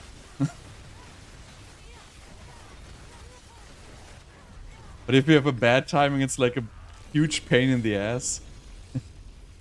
I only have like 35% cooldown reduction, which is just too low. But I cannot really fix it at this point. I mean, I could technically reroll my Amulet to cooldown reduction. But I would lose an attack speed breakpoint. And I don't really want to do this. Technically, this amulet shouldn't have crit, right? So it should have attack speed cooldown reduction. But I just don't have a different one. So, like, really nothing I can do there. Alright, let's go here. So we want to have core skills or attack speed. Core skills or attack speed. Let's go. Core skills. Nice one. So this, like the ball lightning at level 19, it hits fairly hard, I have to say. Like it's no joke. But yeah, a 35% cooldown reduction is just too low. Like you really feel that. It is just too low. I think it's 35%. 36%, right? So you really just need an extra 10% from your amulet, and you know it's gonna be easy. But I don't really want to revert to this lower attack speed breakpoint. I mean, I could technically do it, but in a perfect world, right? So this one would have a greater FX attack speed and 1 attack speed crit, and then this one would basically take care of your attack speed breakpoint for you. So there's definitely a possibility to do that, right? And I would just have to keep remaster working the items, right? I could remaster work these ones here, get more cooldown reduction and stuff like that. So it's definitely possible. Like it's not a huge deal actually, but I don't have the resources. So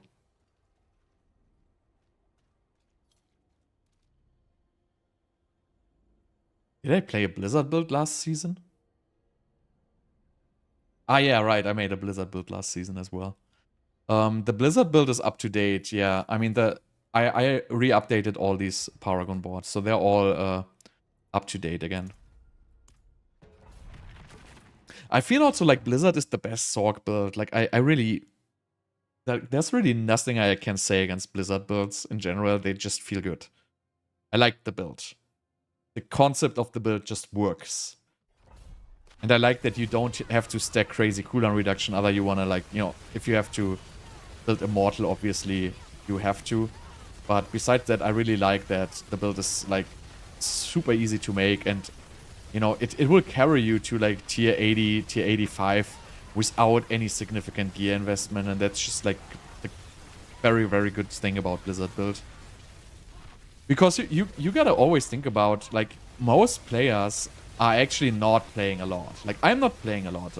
I'm playing like, you know, every second day I play like 3 or 4 hours. So, I mean, you know, I guess it's still not little, but it's definitely not a lot. So I have to basically choose builds which are achievable for me.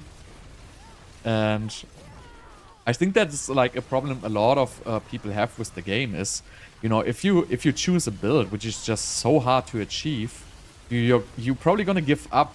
Like, you're gonna feel bad. Like, if you build a Frozen Orb build but you're not ready for that, then, you know, your build is just gonna be like terrible, and then you're gonna lose the, you know, the fun in the game, because, you know, you're like dying, you're not progressing fast enough, like stuff doesn't feel good.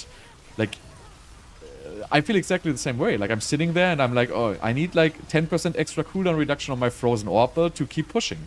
And I'm like, you know, there's no way I'm gonna get these cooldown reduction, because, you know what, I have to get greater FX items, which I don't have access to. And then I have to spend like 20 hours farming so I can properly masterwork then. And I feel like it's a huge issue with the intermediate level, I would call myself. Like, I'm not casual, but I'm not like hardcore gamer. So for this intermediate level, you have to you have to pick the proper build, basically. If you pick the wrong build on that level, you're not gonna have a very good experience. It doesn't matter for the casual level at all, right? They're just gonna grind Hell Tides and, you know, just make a random build. And probably never even reach like tier 80 or whatever. But for like the intermediate level, which I feel like is most of the players actually. I mean, most of the players are filthy casuals, let's just face it. But I guess those players are also like not really, you know, doing so much, you know, they're not going for build guides and stuff like that, right? They just go for like, you know, Xbox and, you know, play the game for fun on the couch with their girlfriend or whatever. And that is not an audience you want to have for a build guide, basically, right? Because, you know, it doesn't really work like that. They're probably not even level 100. But then this intermediate level, I feel like is a good audience for build guides in general. Because that's kind of the level where it really helps you. And then it doesn't make sense to post a build guide where it says, oh yeah, you have to have 3 greater affixes attack speed and you have to crit all those twice. And then, by the way, you need to have 2 greater affixes cooldown reduction and you have to crit one of those. And then also you gotta have, like, you know, 3 good rolls on flame shield duration and you gotta crit 3 of those. And then you'll be like, you know, how am I gonna reach that stuff? And then you're probably gonna, you know what, I'm probably never gonna reach that. And then you can play the build. So with this build, it's pretty cool because you can start playing it on a lower level. You don't need the permanent flame shield, right? It works without the permanent flame shield. Like, everything is stunned all the time, and you can just build your way forward. And then if you find a good item, like if you finally get that cooldown reduction roll on your amulet or whatever, you know, you can just start improving. But you don't need the crazy crits on all the greater affixes and stuff. Like, the breakpoints are not that difficult, especially after the attack speed breakpoint. Right, so Frozen Orb, for example, is very difficult to get attack speed breakpoints.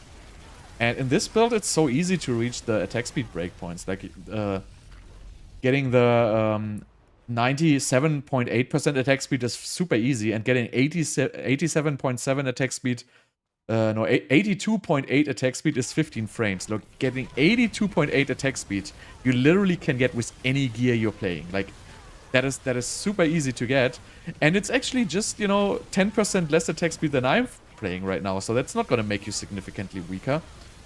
And you don't need any attack speed, greater affixes, and crit, and, you know, other crazy stuff to reach these breakpoints.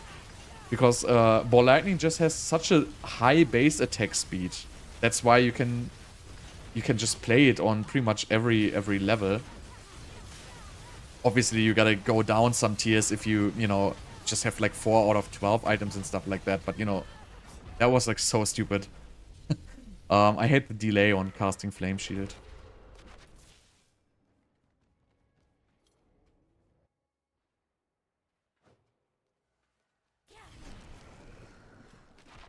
Yeah, Blizzard and yeah, all mastery skills are core skills.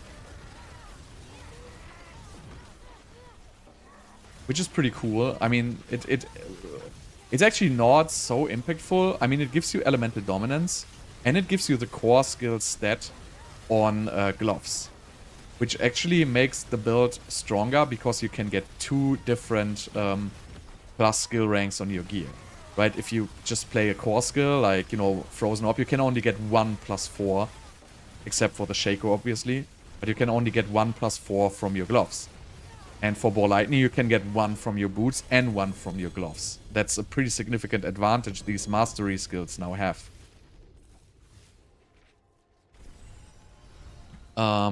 Blizzard loses that core skill stat by Ice Spikes? No, it doesn't. It just... well, Ice Spikes are neither core skills nor mastery skills, right? So Ice Spikes basically don't scale with any of those modifiers. So it's like a different kind of skill. Look at this, Hoarfrost and Inner Flames. That's actually pretty sick. It is sick, right? Is Inner Flames the damage one? Yeah. Well, it's just a 3% damage one, so it's not that sick, actually. But Hoarfrost and Inner Flames is a pretty decent amulet, actually.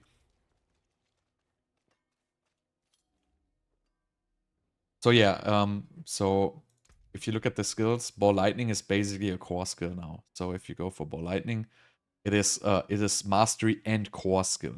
So it basically gets buffed by the core skills on your gloves, and it gets buffed by the Ball Lightning ranks on your boots. Or you could have mastery ranks on your boots. So with the Shaco, you basically get +4. Now I have +10. Now I have basically +14 ranks in Ball Lightning. So I'm ending up at like a 19. And it is pretty significant. These skill ranks really do a lot. Does it actually change the mana cost? No. But the mana cost is 50. Like, the base mana cost on Ball Lightning is 50. Like, that's so crazy high.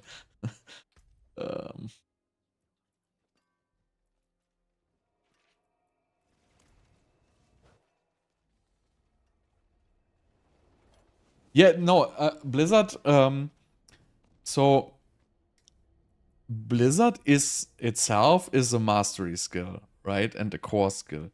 But Blizzard can't crit. So you cannot get accelerating aspect with Blizzard. And the Ice Spikes don't count as mastery or core skills. Ice Spike is a separate ability, basically. And since Blizzard cannot crit, you cannot get accelerating aspect for Blizzard. But Blizzard itself still counts as a mastery and a core skill, but the Blizzard damage is irrelevant, so it doesn't really matter that much. But the Ice Spikes are not buffed. That is actually correct.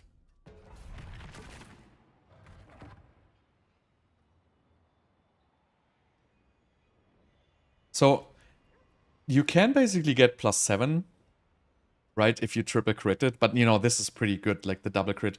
And it has no attack speed and no crit, so it's not perfect. But so these skill ranks are pretty significant. Like this one I would have to redo, right, to get the Ball Lightning ranks up, because this one can also go to +7. And this one here with the Conjuration Mastery, I would have redo this. This could go to +6. So there would be a significant damage increase just getting those skill ranks fixed here, right? I mean, does Ice Spike and Blizzard have to be? I mean, I guess, you know, if they would say, you know, we rework the Blizzard, because I also feel like the whole Ice Spike story with the Blizzard doesn't make any sense. I mean, I like that the Ice Spikes of the Blizzard have the high crit damage and this stuff. Look, I like all this thing. But they have this complete Ice Spike theme, so they're not going to change this, right? So that is in the game. The question here is with Blizzard, should Blizzard spawn Ice Spikes by default? And should Ice Spikes then be considered mastery skills? And then maybe the aspects should just increase the number of Ice Spikes or the density? I think that would be better if Blizzard by default would be just doing more damage. And I think it should do the Ice Spikes. I mean, I would also like if Blizzard by default would just, let's say, you know, if a Blizzard does 20 Ice Spike with the Glacial Aspect, we could say, you know what, the regular Blizzard does 10 Ice Spikes, and if you add the Glacial Aspect, you get an extra 15 or something like that. Or you get an extra 20. That I would like. And then obviously Blizzard should scale the Ice Spike damage. Because it doesn't make any sense to put points into Blizzard basically ever. And then you could say Blizzard at least scales its own Ice Spikes damage, right? So that would be like something I could live with. So that the Ice Spikes from the Glacial Aspects still stay. They are separate Ice Spikes. But Blizzard gets its own Ice Spikes, which can crit. So you can get Accelerating Aspect and stuff like that from it. And they can apply Burning and stuff like that, right? That would be a very good solution. And then Blizzard should scale the damage of its own Ice Spikes only, but not the Ice Spikes spawned by the Aspect. I feel like that would be a pretty good solution for Blizzard. But I mean, they're not gonna remove like these whole Ice Spike aspect stuff from the game, because they have a pretty big theme on the Ice Spike story. So I don't think they're gonna remove that. But I feel like giving Blizzard extra Ice Spike would be awesome, actually. And also they have to fix the density, right? They have to fix the Ice Spike density. The Ice Spike density has to stay the same if you increase the Blizzard size. Because right now in a Blizzard you cannot increase the size, which is like super, super terrible. And it weakens it on bosses significantly, right? We have like a tempering which is Blizzard size, and we cannot use that because it's just gonna weaken our builds significantly. Because if you get the Blizzard size, your Ice Spike density is gonna be so bad they're not gonna hit anything anymore, basically. It's so terrible. And that has to be fixed. So the Ice Spikes has to be, you know, per like size, like whatever. Like if the Blizzard has like a radius of Y, then there has to be a certain amount of Ice Spike spawning per radius. So if you increase the Blizzard, the density of Ice Spike has to stay the same. So that definitely has to be fixed, because right now it's just like absolutely stupid. Like you have the temper for Blizzard size, and it's literally a dead stat. And you have the adapt glyph on Blizzard, and it's literally a dead glyph. So that is just has to be changed. That is a terrible state. But I don't think that's going to be changed anytime soon, honestly. But it would be pretty cool, because, you know, You know, everybody loves freaking Blizzard. Like, Blizzard is...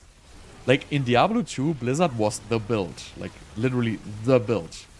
And, I mean, Frozen Orb was a cool build too, but Blizzard was it. I guess D3... Blizzard... Did D3 even have Blizzard? I don't remember, honestly. But Blizzard's just such an iconic build, and it feels really good in Diablo 4, like, but... just like the investment, having all the aspects and stuff like that, being basically forced to play a 200 stuff because otherwise your aspect is going to be too weak. There's like just so many like annoying things about the Blizzard build, which makes it like less enjoyable. And I think that they should really work on that, because it's like such an iconic build. And everybody will like really like freak out if they buff Blizzard, because everybody loves playing Blizzard. Like literally nobody would ever dislike playing Blizzard, because it's just mad fun. And it has also kind of a more relaxed playstyle, which I feel like is important, because I don't want to play like a super stressful build. I want to enjoy playing. I don't want to be stressed by playing. Like if I want to be stressed, you know, I can work. I can go to work. If I want to have stress, I go to work. If I want to like, you know, relax, I play a game. So, let's see. Yeah, Blizzard Spike would be awesome if they fixed the ice spikes. Like, if the Blizzard would be double the size, that would be so cool. And also on the large boss models, you would do significantly more damage, because they would be hit by much more ice spikes.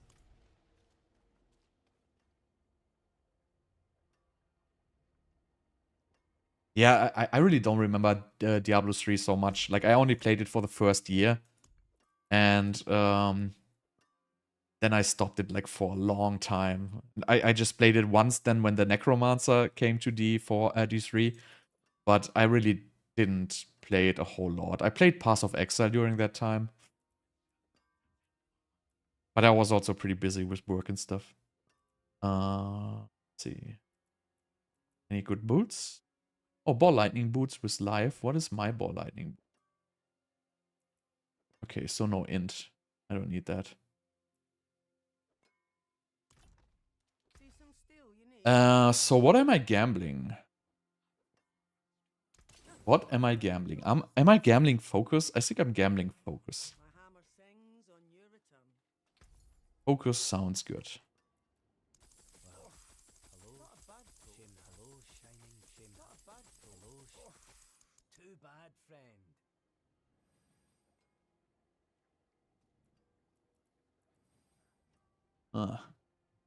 Well, at least has like greater FX int and a max roll crit, so I might just keep that. What is this? Garbage. You know what would be awesome? Like a feature to auto salvage everything without greater affixes from gambling like instantly. Okay, dunk. So what do we upgrade next? Probably the wand or the focus. No, I want to upgrade the focus. I want to have more cooldown reduction, or do I want to have more damage? I don't even know. I don't even know. Or I could upgrade these, because these will give me... So, here's the thing, right? So, let me tell you one thing. If you upgrade these from rank 8 to rank 9, it's got to get to +5 Ball Lightning. That's basically a breakpoint. So, if you Masterworking crit, like once on the +3 skills, and you upgrade it to 9 out of 10, it goes to +5. So, it's an important breakpoint to hit, because, you know, it's basically for free. And there's a lot of weird breakpoints like this where you know, rank up a skill. So you also always want to pay like a little bit attention, you know, what items you actually upgrade to 9 out of 12. Because all skill ranks will increase at 9 out of 12, except for the ones on unique items.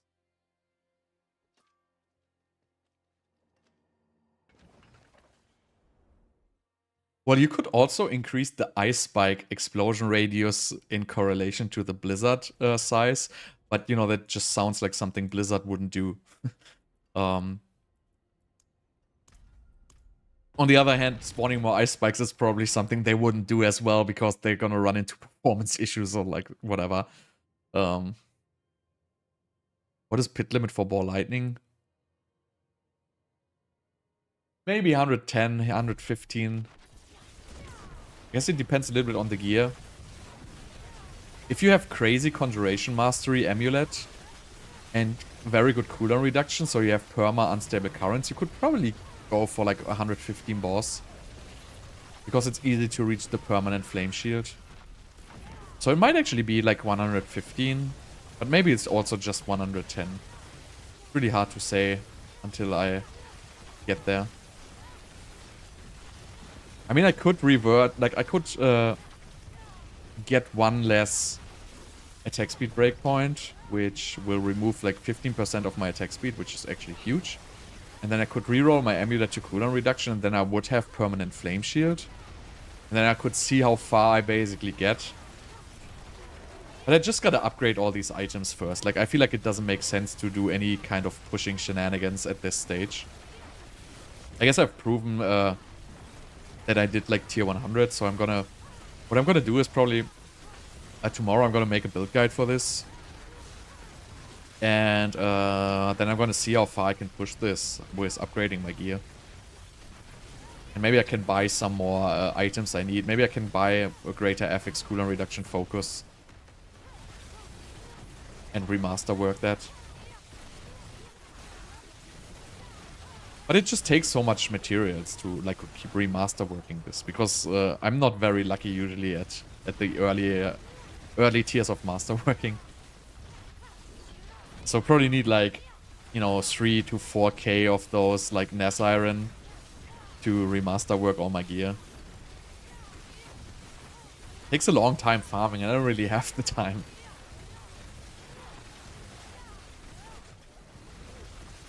What are my opinions on Blizzard Ice Spike Sorc? I love it. Best build since Season 1. It has been the best build always, I feel like. Even though there's obviously stronger pushing builds and stuff like that, I think it's just such a solid build and it's fun to play. It's easy to make. You see a good progress while, you know, gearing up in the build. It has great boss damage. You can kill the tormented bosses. Like, literally, when you reach, like, level 100, you just, you know, randomly masterwork your gear to, like, 4 out of 12 and you can go kill tormented bosses with Blizzard. It's just an awesome, like, mid-game build. It doesn't reach, like, the highest tiers, but besides that, I feel like it's the best build on Sorc. Like, the best all-round build, definitely. And I also like that it, like, hits so many crits. Like, I like, basically, getting a lot of crits. And I also feel like the sound effects of Blizzard are cool. Like, I like the sound when the ice spikes explode, actually. They're pretty cool.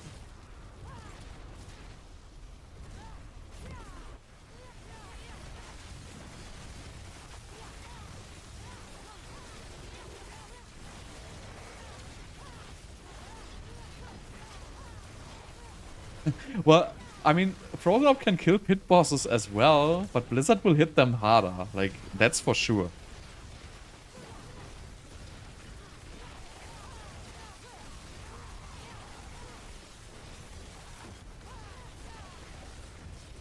I still have good Blizzard gear, so I can definitely build on a Blizzard build.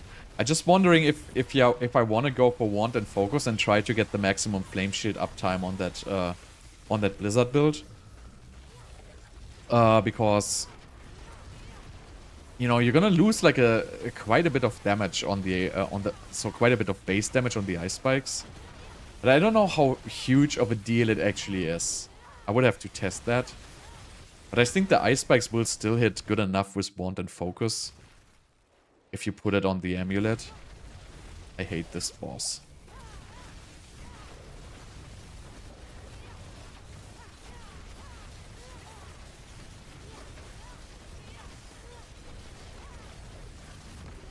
But this build staggers like much faster than Frozen Orb. Like, the stagger on this build is nuts.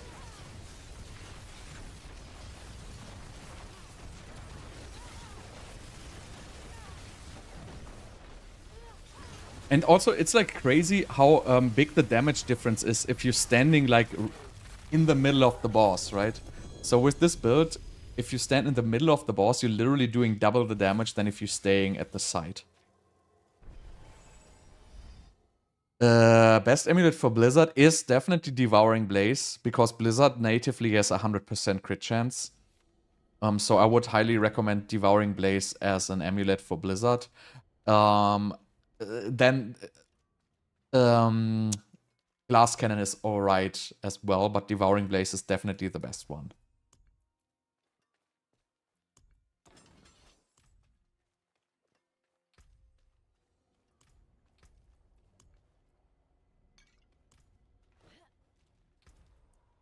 I mean, it feels pretty good, this...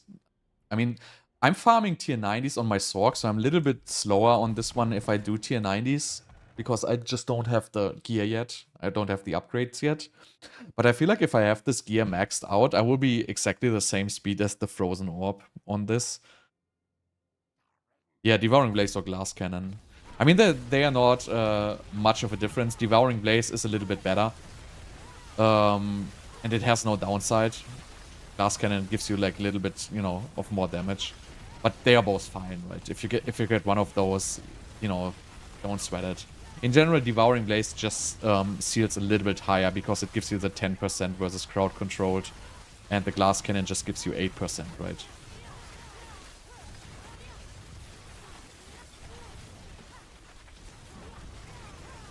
I don't even think you need critical strike chance in a Blizzard build on your Amulet, because Blizzard build natively already has 20% extra crit. I think you can also get it with like rings and gloves already. Rings, gloves, and focus might be enough to get 100% crit, or very close to 100%. Because usually you would be playing Asus boots with Blizzard. So you should be at 100% by just getting crit on one ring.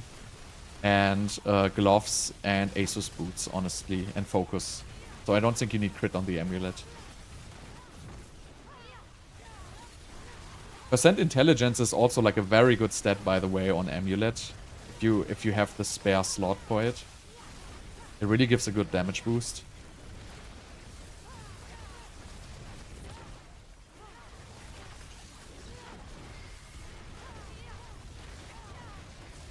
I would go for the... Well, it depends on the breakpoint, really. So, the attack speed breakpoint you can reach. Probably if you have greater FX attack speed, you might be able to reach one higher breakpoint. If you cannot reach a higher breakpoint, then the greater FX crit would be better.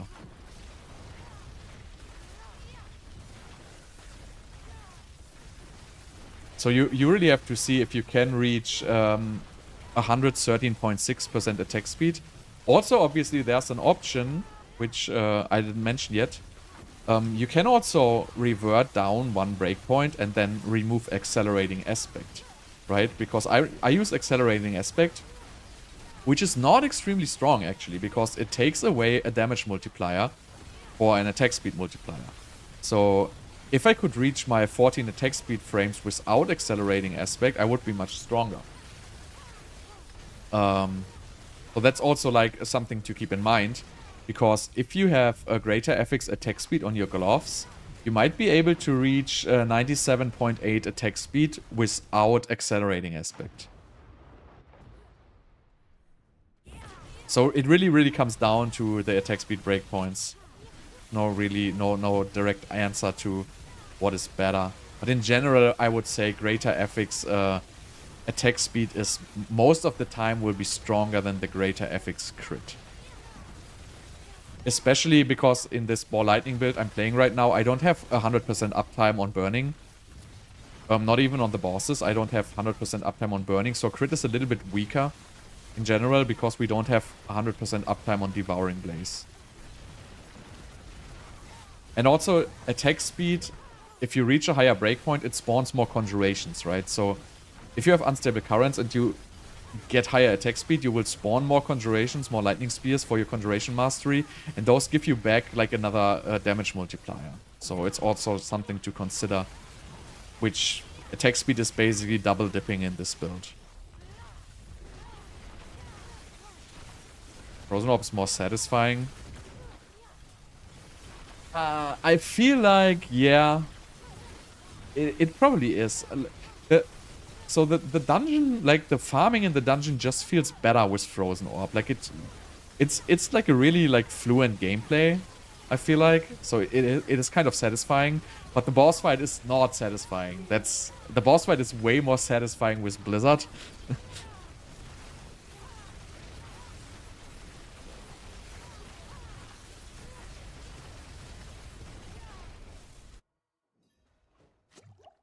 I mean, I'm still doing like 5 minutes for tier 90. That's like very, very slow, obviously.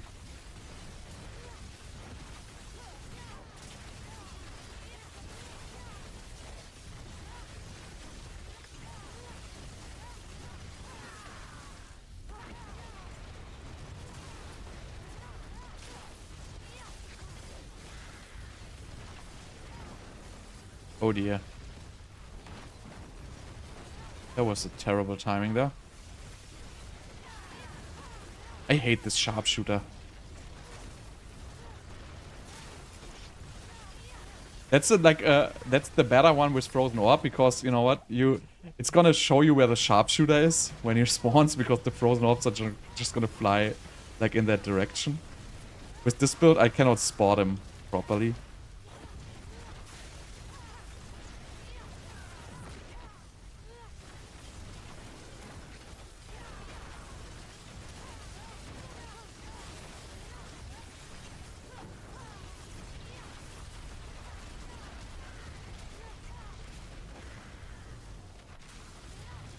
Oh dear, that's not good. Yeah, so tier 90 is still like chewy. I mean, obviously this boss is like the worst. Completely throwing me off guard.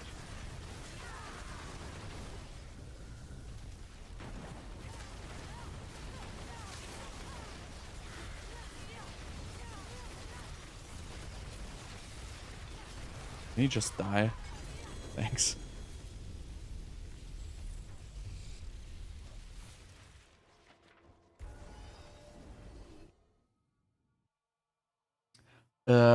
Do I have the Frozen Orb breakpoints? Yes, I have them. Frozen Orb breakpoints is... I don't have all of them. So, 55 is... 105 is 21 frames. 113 is 20 frames. 128.2 is 19 frames. And 138.2 is 18 frames. Honestly... the impact of attack speed on Frozen Orb is very, very little. So I would never try to hit more than the 20 frames breakpoint at 113. You might probably even want to revert to the 105. Because the difference between 20 and 21 frames is like very, very minimal. It is basically 3 to like 2.89 or something like that. So really attack speed is not so impactful for Frozen Orb. That's why I also built this initial Frozen Orb build on a stuff and not on a want and focus. Because Frozen Orb is just very slow as a base skill. So the faster your base skill is, the more impactful is going to be the attack speed frames. Because the lower you get to the frame limit, the better it gets. So if you think about, if your skill had like a 2 frames cast time, right, and you would get from 2 to 1, you would actually double your attack speed. But Frozen Orb, for example, having a 21 frames, and the change from 21 to 20 frames is actually very, very minimal, right? So that's not even, that's like a 2.5% increase or something like that. No, it's not a 2.5 actually, I think it's like a 5% attack speed increase. Just getting 1 frame from 21 to 20. For Ball Lightning, it's a big difference, right? The difference between 14 frames and 13 is like 15% or something like that. But on Frozen Orb, it's really not so important, so I wouldn't sweat like attack speed so much on Frozen Orb. I think if you like remove most of your attack speed on a Frozen Orb build, it's actually going to be better. And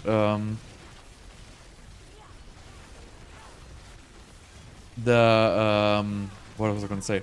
So the only synergy you have is obviously more attack speed is going to spawn more conjurations, right? That's correct. But you have to keep in mind So the Winter Glass will only spawn a Conjuration with a 33% chance, basically. That's not entirely correct, but, you know, most of the time you're going to be capped on Ice Blades. There's an Ice Blades cap of 6. So most of the time you're going to be capped. So whenever your Winter Glass casts an Ice Blade, it's just going to remove another one. So it's actually not going to do anything. And the same with Hydra, right? Hydra lasts 10 seconds, and you're always going to have 2 out. So your Winter Glass, most of the Hydras, it's just going to remove an old one. So really, the only thing you can hit is Lightning Spears there, which is actually going to give you another Conjuration. So that's why the attack speed is really not so important for Frozen Orb. So I really think even in my build guide, I'm too high on attack speed. I think it would be more beneficial to maybe just revert down a breakpoint and remove, for example, Accelerating Aspect and get another Damage Aspect on. But yeah, I haven't tested that, but... Am I planning a Blizzard build for tier 100? Yeah, actually I am. So I wanna make this build tier 100, which, well, I already did. But, you know, I want to have like a more clean run for tier 100 without deaths and stuff like that. Then I want to make a build guide on this one here. And then I'm going to do a Blizzard. So for Blizzard, it's a little bit easier for me because Blizzard was my starting build. So I still have like a good amount of gear for Blizzard. I still have the rings fully tempered and I still have the gloves fully tempered. And I will have to switch to Wand and Focus though, but I have a Devouring Blaze Amulet also tempered for Blizzard already. So I have like I have an easy time to make a new Blizzard build. I have most of the gear already. How good is Ball Lightning without Starless? I haven't tried yet, because it's probably going to be a little bit difficult to get the mana fixed. I guess it depends a little bit how the mana works out. I think if you play it without Starless, right? So here's what you would do.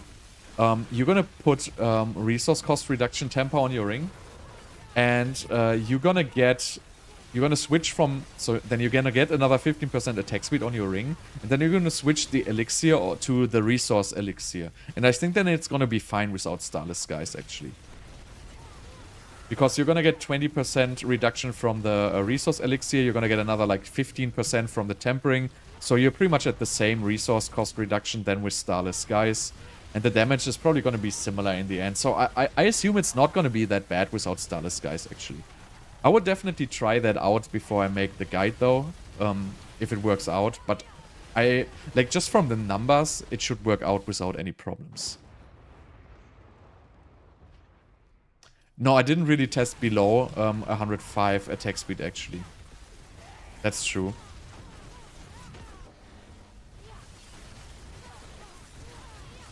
But 105 attack speed is fairly low, right? So... and usually in the lower attack speed range, so the impact on those frames is higher. The ceiling on the frames basically starts like when you hit like a little bit higher attack speed, like at the, you know, 80 to 100% ranges, the frames start mattering less.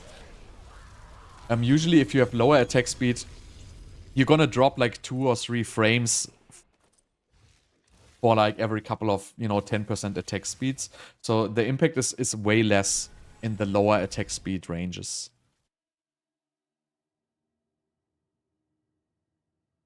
What did I temper on my amulet?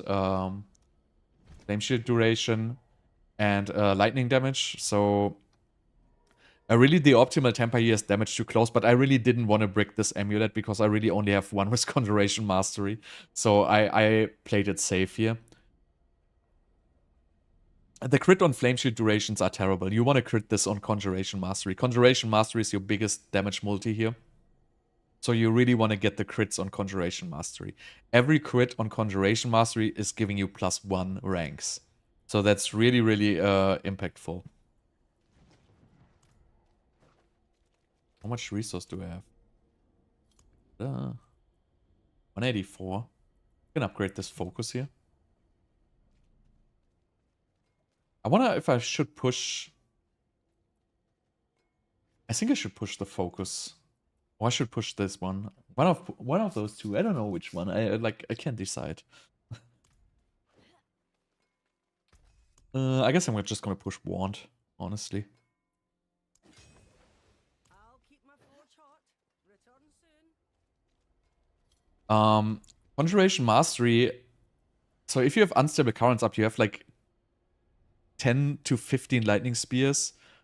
Yeah, no, downtime on Unstable Currents would also solve significant mana issues there.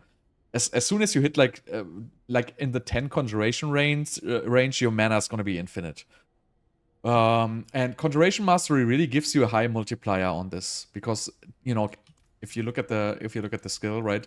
If you have 10 conjurations, Conjuration Mastery is gonna give you a 70% damage increase. Devouring Blaze is gonna give you 7% per rank, right? So it is technically 3% less other than against crowd controlled, and you're not gonna have 100% burning because I'm not playing burning other than Flame Shield at this point, so it's not gonna be 100% uptime. That's why I prefer Conjuration Mastery, and also Conjuration Mastery gives you the mana regeneration, and that's like, it really, really helps with the mana issues. That's why I like to push Conjuration Mastery in this build.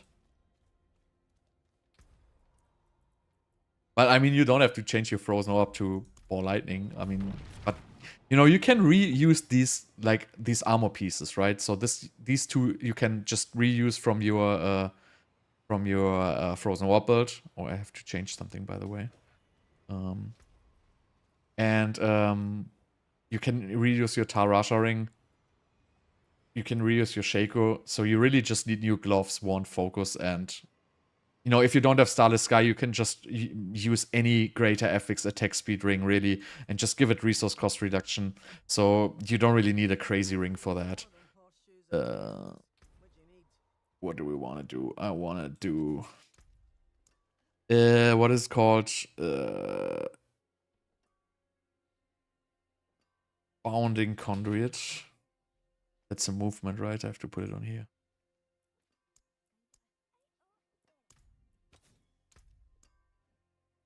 Conduit. Then I'll put Exploiters here.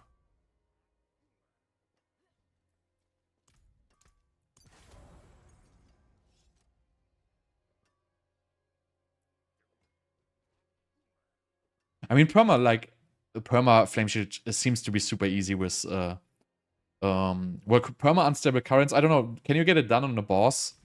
With, well, you can do it with Flicker Step, I guess, right? You're probably using Flicker Step. I guess with Flicker Step, it's super easy. I just don't want to use, like, I don't want to lose my Ball Lightning ranks, I feel like. But I mean, you could definitely do Flicker Step, I guess. Bosses can get vulnerable. That's like a misinformation there.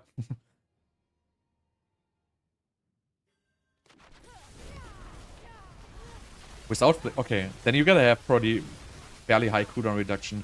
I mean, at least at the boss stage, right? In the dungeon, it's no problem for me with just overflowing energy. So, if I would have a little bit more cooldown reduction, I would have 100%. But on the boss, I'm still missing like 10 seconds or something like that. So maybe if you have another ring roll with Unstable Currents cooldown reduction.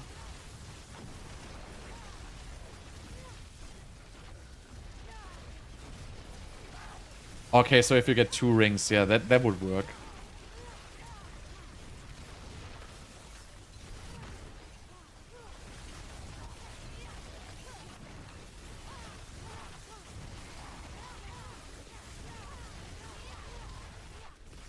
But I feel like if I get some more, I mean, I guess you don't have... Are you using overflowing energy or are you using like Risk Mastery?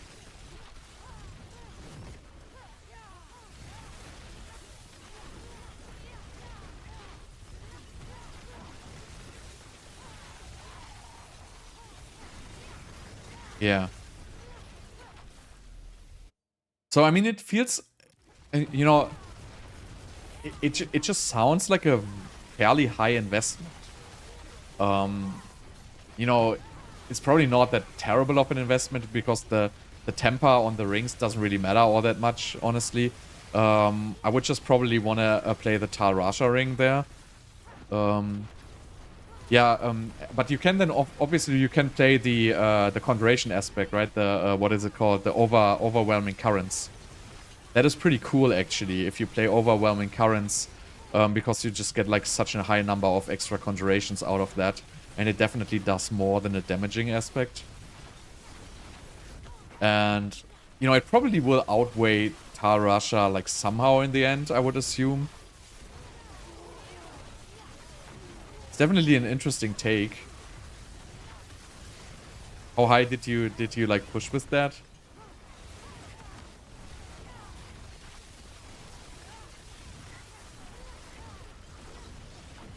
That was the same I was playing in Gauntlet with Arclish. I was also playing Arclish Overwhelming Currents to get like all those conjurations and ball lightnings out. And I kind of like that aspect. But you basically have to have 100% unstable currents, otherwise the aspect is just going to be weak. But in general, it's pretty cool because it double dips like very nicely with the Conjuration Mastery at the bot. So you don't have permanent Flame Shield, right?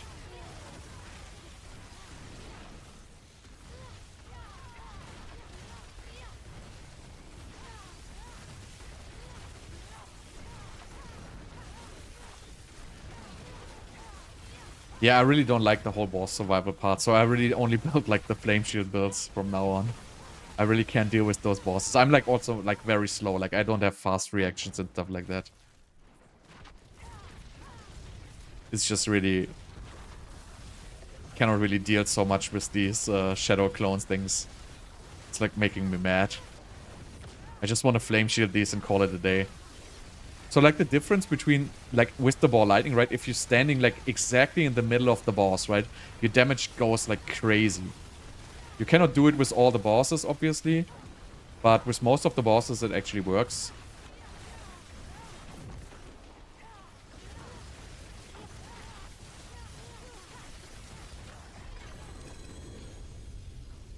Yeah. So I guess if you just fix cooldown reduction and you have a little bit of downtime on unstable currents on the bosses, I think it's not such a huge deal. Especially if you're farming, you basically just need the unstable currents when the boss is staggered, right? And then when the boss is unstaggered, it's okay if you have a little bit of downtime on your unstable currents while the boss is preparing for the next stagger. And then if you have it up by the next stagger, I guess it's good enough. Snake is too fat to stay in the middle.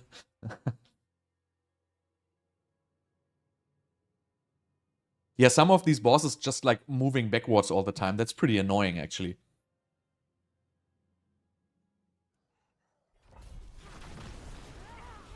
But I mean, build feels pretty cool like this, to say. Still needs a little bit of improvement. But, I mean, definitely, this is definitely still a great build. Like, wonder if I would have started this build instead of Frozen Orb, if I would have been higher already. Because what I like about this build is also, or more like what I hate about the Frozen Orb build, is that you have to use the unique amulet. Because it is just such a huge investment to use a unique amulet. It has always been, and now it's like worse than ever, right? Unique amulet was already like a terrible investment in the previous seasons, because you just were losing on all that damage from your amulet. And now it's like so much more even, because the amulet can have defensive temper, which helps like so much with flame shield duration. And now since you can reach actually +7 ranks on the passive on the amulet, like that's actually crazy.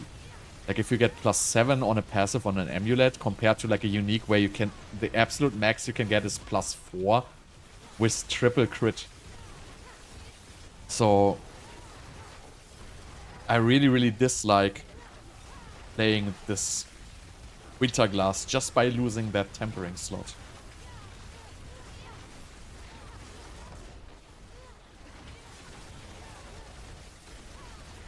That is really something which it's still bothering me with those uniques. They're just so weak, stat-wise. Perma Flame Shield is you don't even need best possible rolls.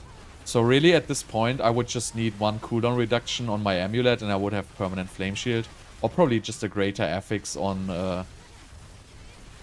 my focus. So if I'm face tanking a boss, I have like a half second left or so. And really, the cooldown reduction is terrible, which is my issue here right now. And I just wanted to show something here. So I have 12.78 seconds cooldown reduction, right? And if I just get one more cooldown reduction roll, I will jump to like 10.8. So I will be like a second. I will have a second overlap on permanent flame shield. So it's absolutely easy. You can have two. Yes, you can have two flame shield duration tempers and still hit permanent flame shield, but you're gonna need like 45 to 50% cooldown reduction, and you need double Masterworking crit on both items. So you can get it, but it's significantly more difficult. So the third like slot on the Amulet, it really helps a lot. So you don't need it, but it is just much easier. And I mean, I feel like the slot on the Amulet is for free, basically, right? So you don't really need the slot on the Amulet for anything else. Like, you could get Unstable Currents cooldown reduction or some stuff like that. But I really don't see a reason not to use that temper on the Amulet. Because you cannot use anything offensive there anyway. So that's why I feel like it's a great way to just put that on your Amulet. Because resources, I don't feel resource is such a huge problem there. I have like rubber banding of hell here.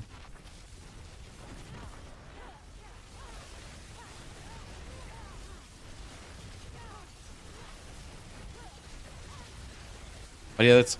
What? I didn't even see that. This is like pretty laggy right now.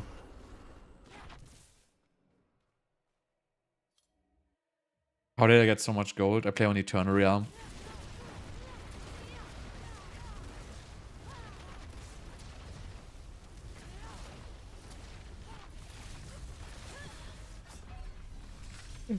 I really have like very, very hard lag right now. Like, I can't even play.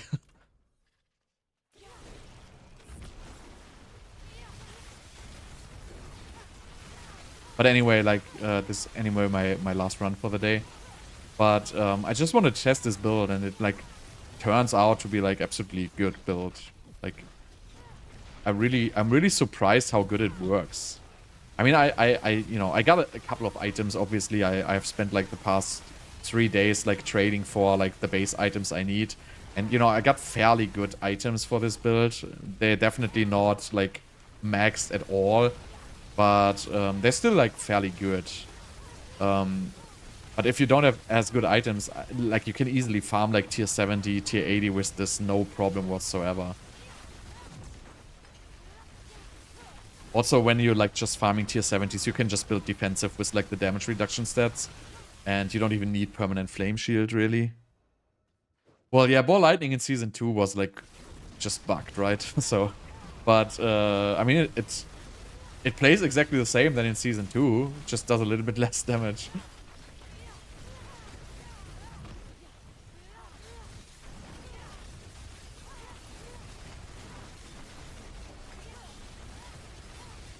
See, like, this position, if you're standing, like, right in the middle of the boss, this has, like, such a huge damage potential in this build.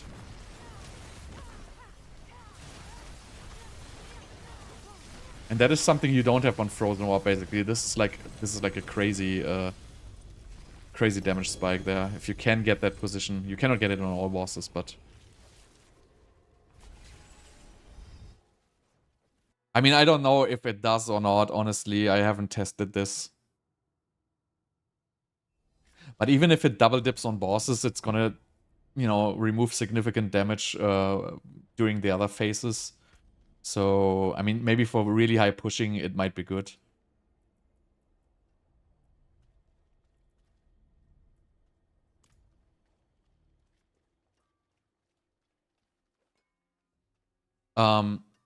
So if you tempered it with something else before, you cannot change it.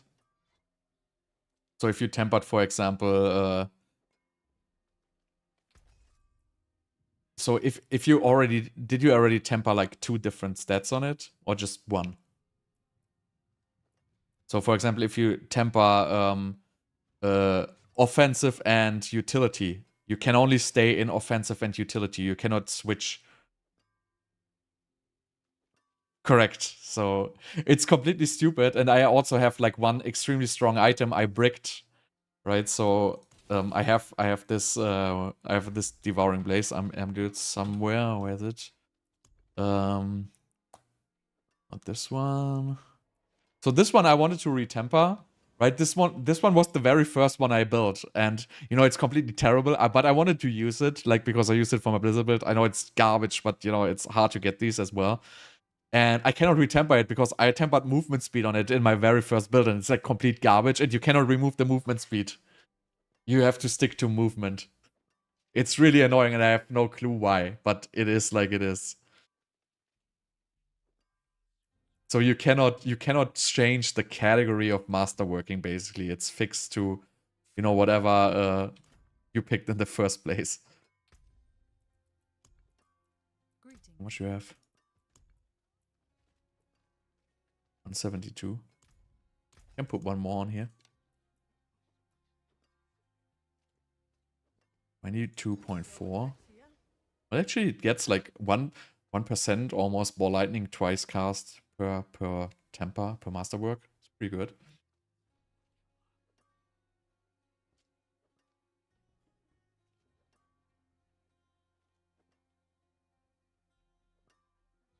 Well, I would say if you have 80% plus crit damage, other than except if you have less than 80% crit, it would be vulnerable damage technically. I would say somewhere around that range.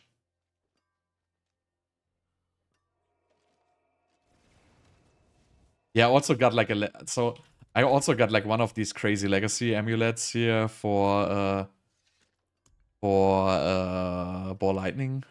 Where is it?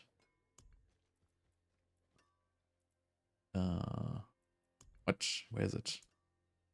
Maybe it's not on this character actually.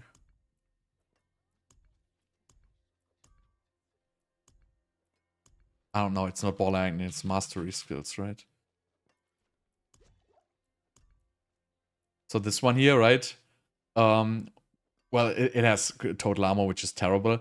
But, you know, this would be pretty sick, actually. But it's actually still not that good because, you know what? Plus 3 mastery skills is not as good as, like, you know, tempering, masterworking up this conjuration mastery. But if you had like a perfect legacy with mastery skills, conjuration mastery, cooldown reduction, and, you know, for example, plus intelligence, you know, it's pretty good. But it still falls behind, I would say. Maybe there's some exceptions to legacy items which are actually better than the other ones, but I think most will fall behind. Well, I mean, for lightning, the safest temper is really just shock because you can get lightning damage, lightning critical strike damage, or lightning critical strike chance. So you really have 3 good affixes you can get there. And the best one is close damage. So close damage by far the best temper. But also chances of bricking your items are much higher if you play close.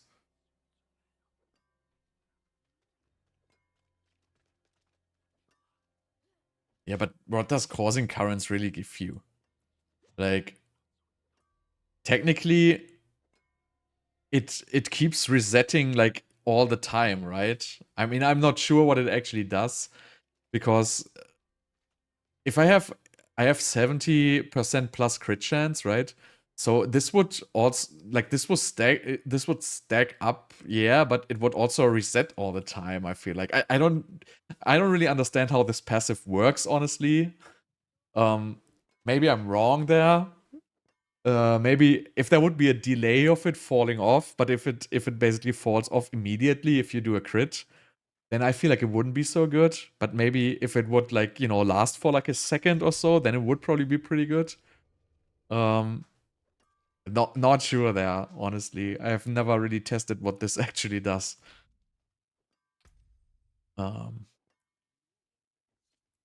So I think one thing you can do is definitely you can go for a conjurer glyph. That is to just get more uptime on lightning spears. That is like something which can probably be improved.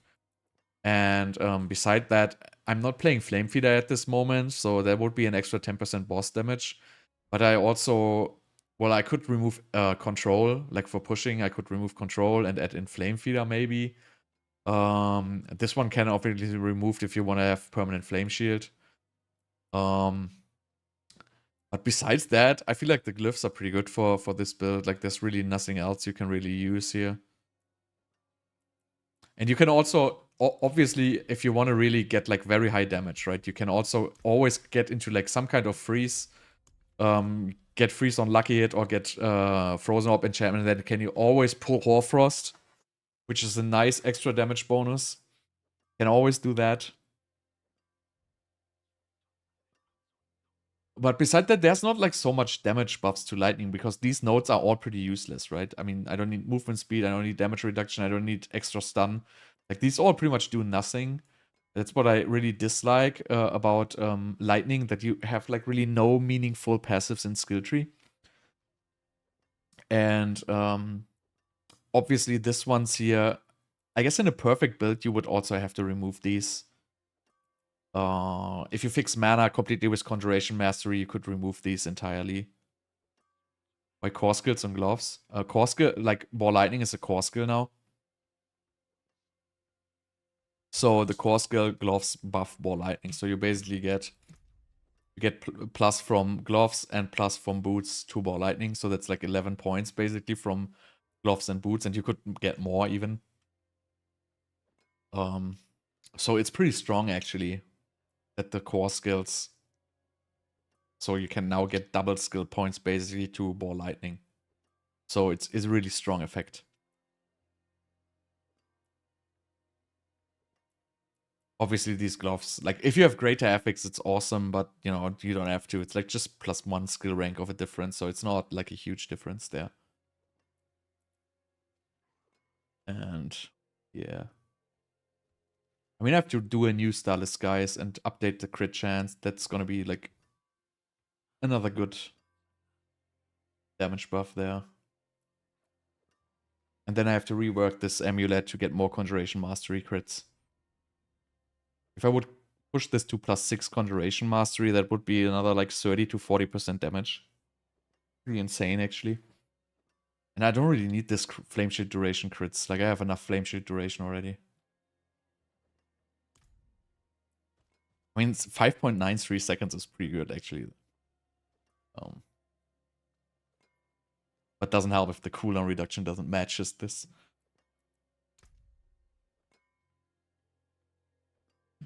But yeah, anyway, I'm gonna craft on this build a little longer. Where do I actually get the 1 max res from? Confused. What gives 1% max res?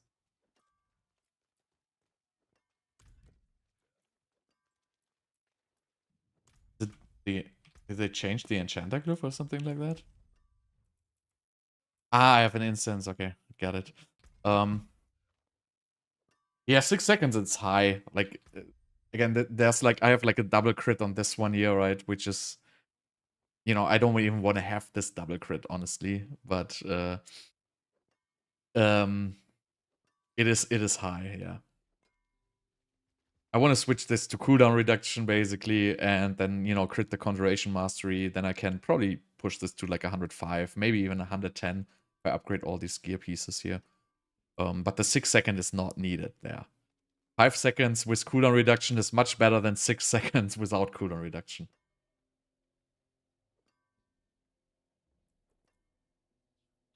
This one's also not so good.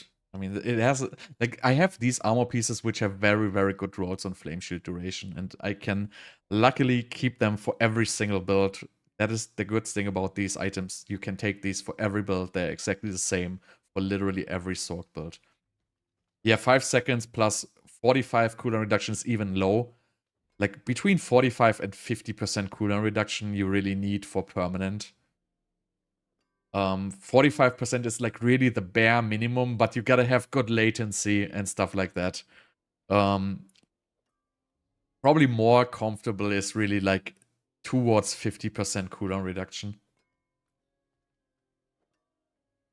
So you really need greater affix cooldown reduction to get that going. You cannot do it with like this crap gear I'm using. But obviously it helps to have the third flame shield duration roll. It really helps.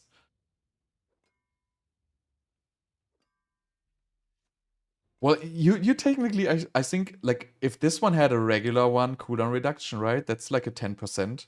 And this one had a greater FX cooldown reduction. That is already like 45% plus.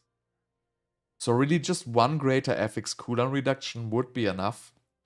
And have cooldown reduction on this amulet. That should be good enough. I mean, I have this Shaco, which has double cooldown reduction proc, but it's not such a huge difference, actually, to the regular one. I think the regular one has 10%. It actually doesn't have such a huge impact on the Shaco, but really, like, there's nothing else you want to hit on this Shaco anyway. So it's a good investment to roll this Shaco to double cooldown reduction. I know it takes a lot of resources to do this. It took, like, crazy amount when I did it, but technically it only takes, like... I don't know, like, statistically, it only takes like 500 Ness Iron or something like that to roll double cooldown reduction on a Shaco. It's basically just 16 attempts, right? And the first attempts are fairly cheap. So if you like, statistically, it's not so hard to roll double cooldown reduction on a unique item. Same with like Tar Russia. Statistically, it is not so hard to get double cooldown reduction procs. In reality, it might be different, but statistically, it's fairly easy actually to get these. So these, you basically gotta assume you can get these. And this one has to be greater affix, and this one has to be regular, or this one has to be greater affix, and this one has to be regular. Then you're fine.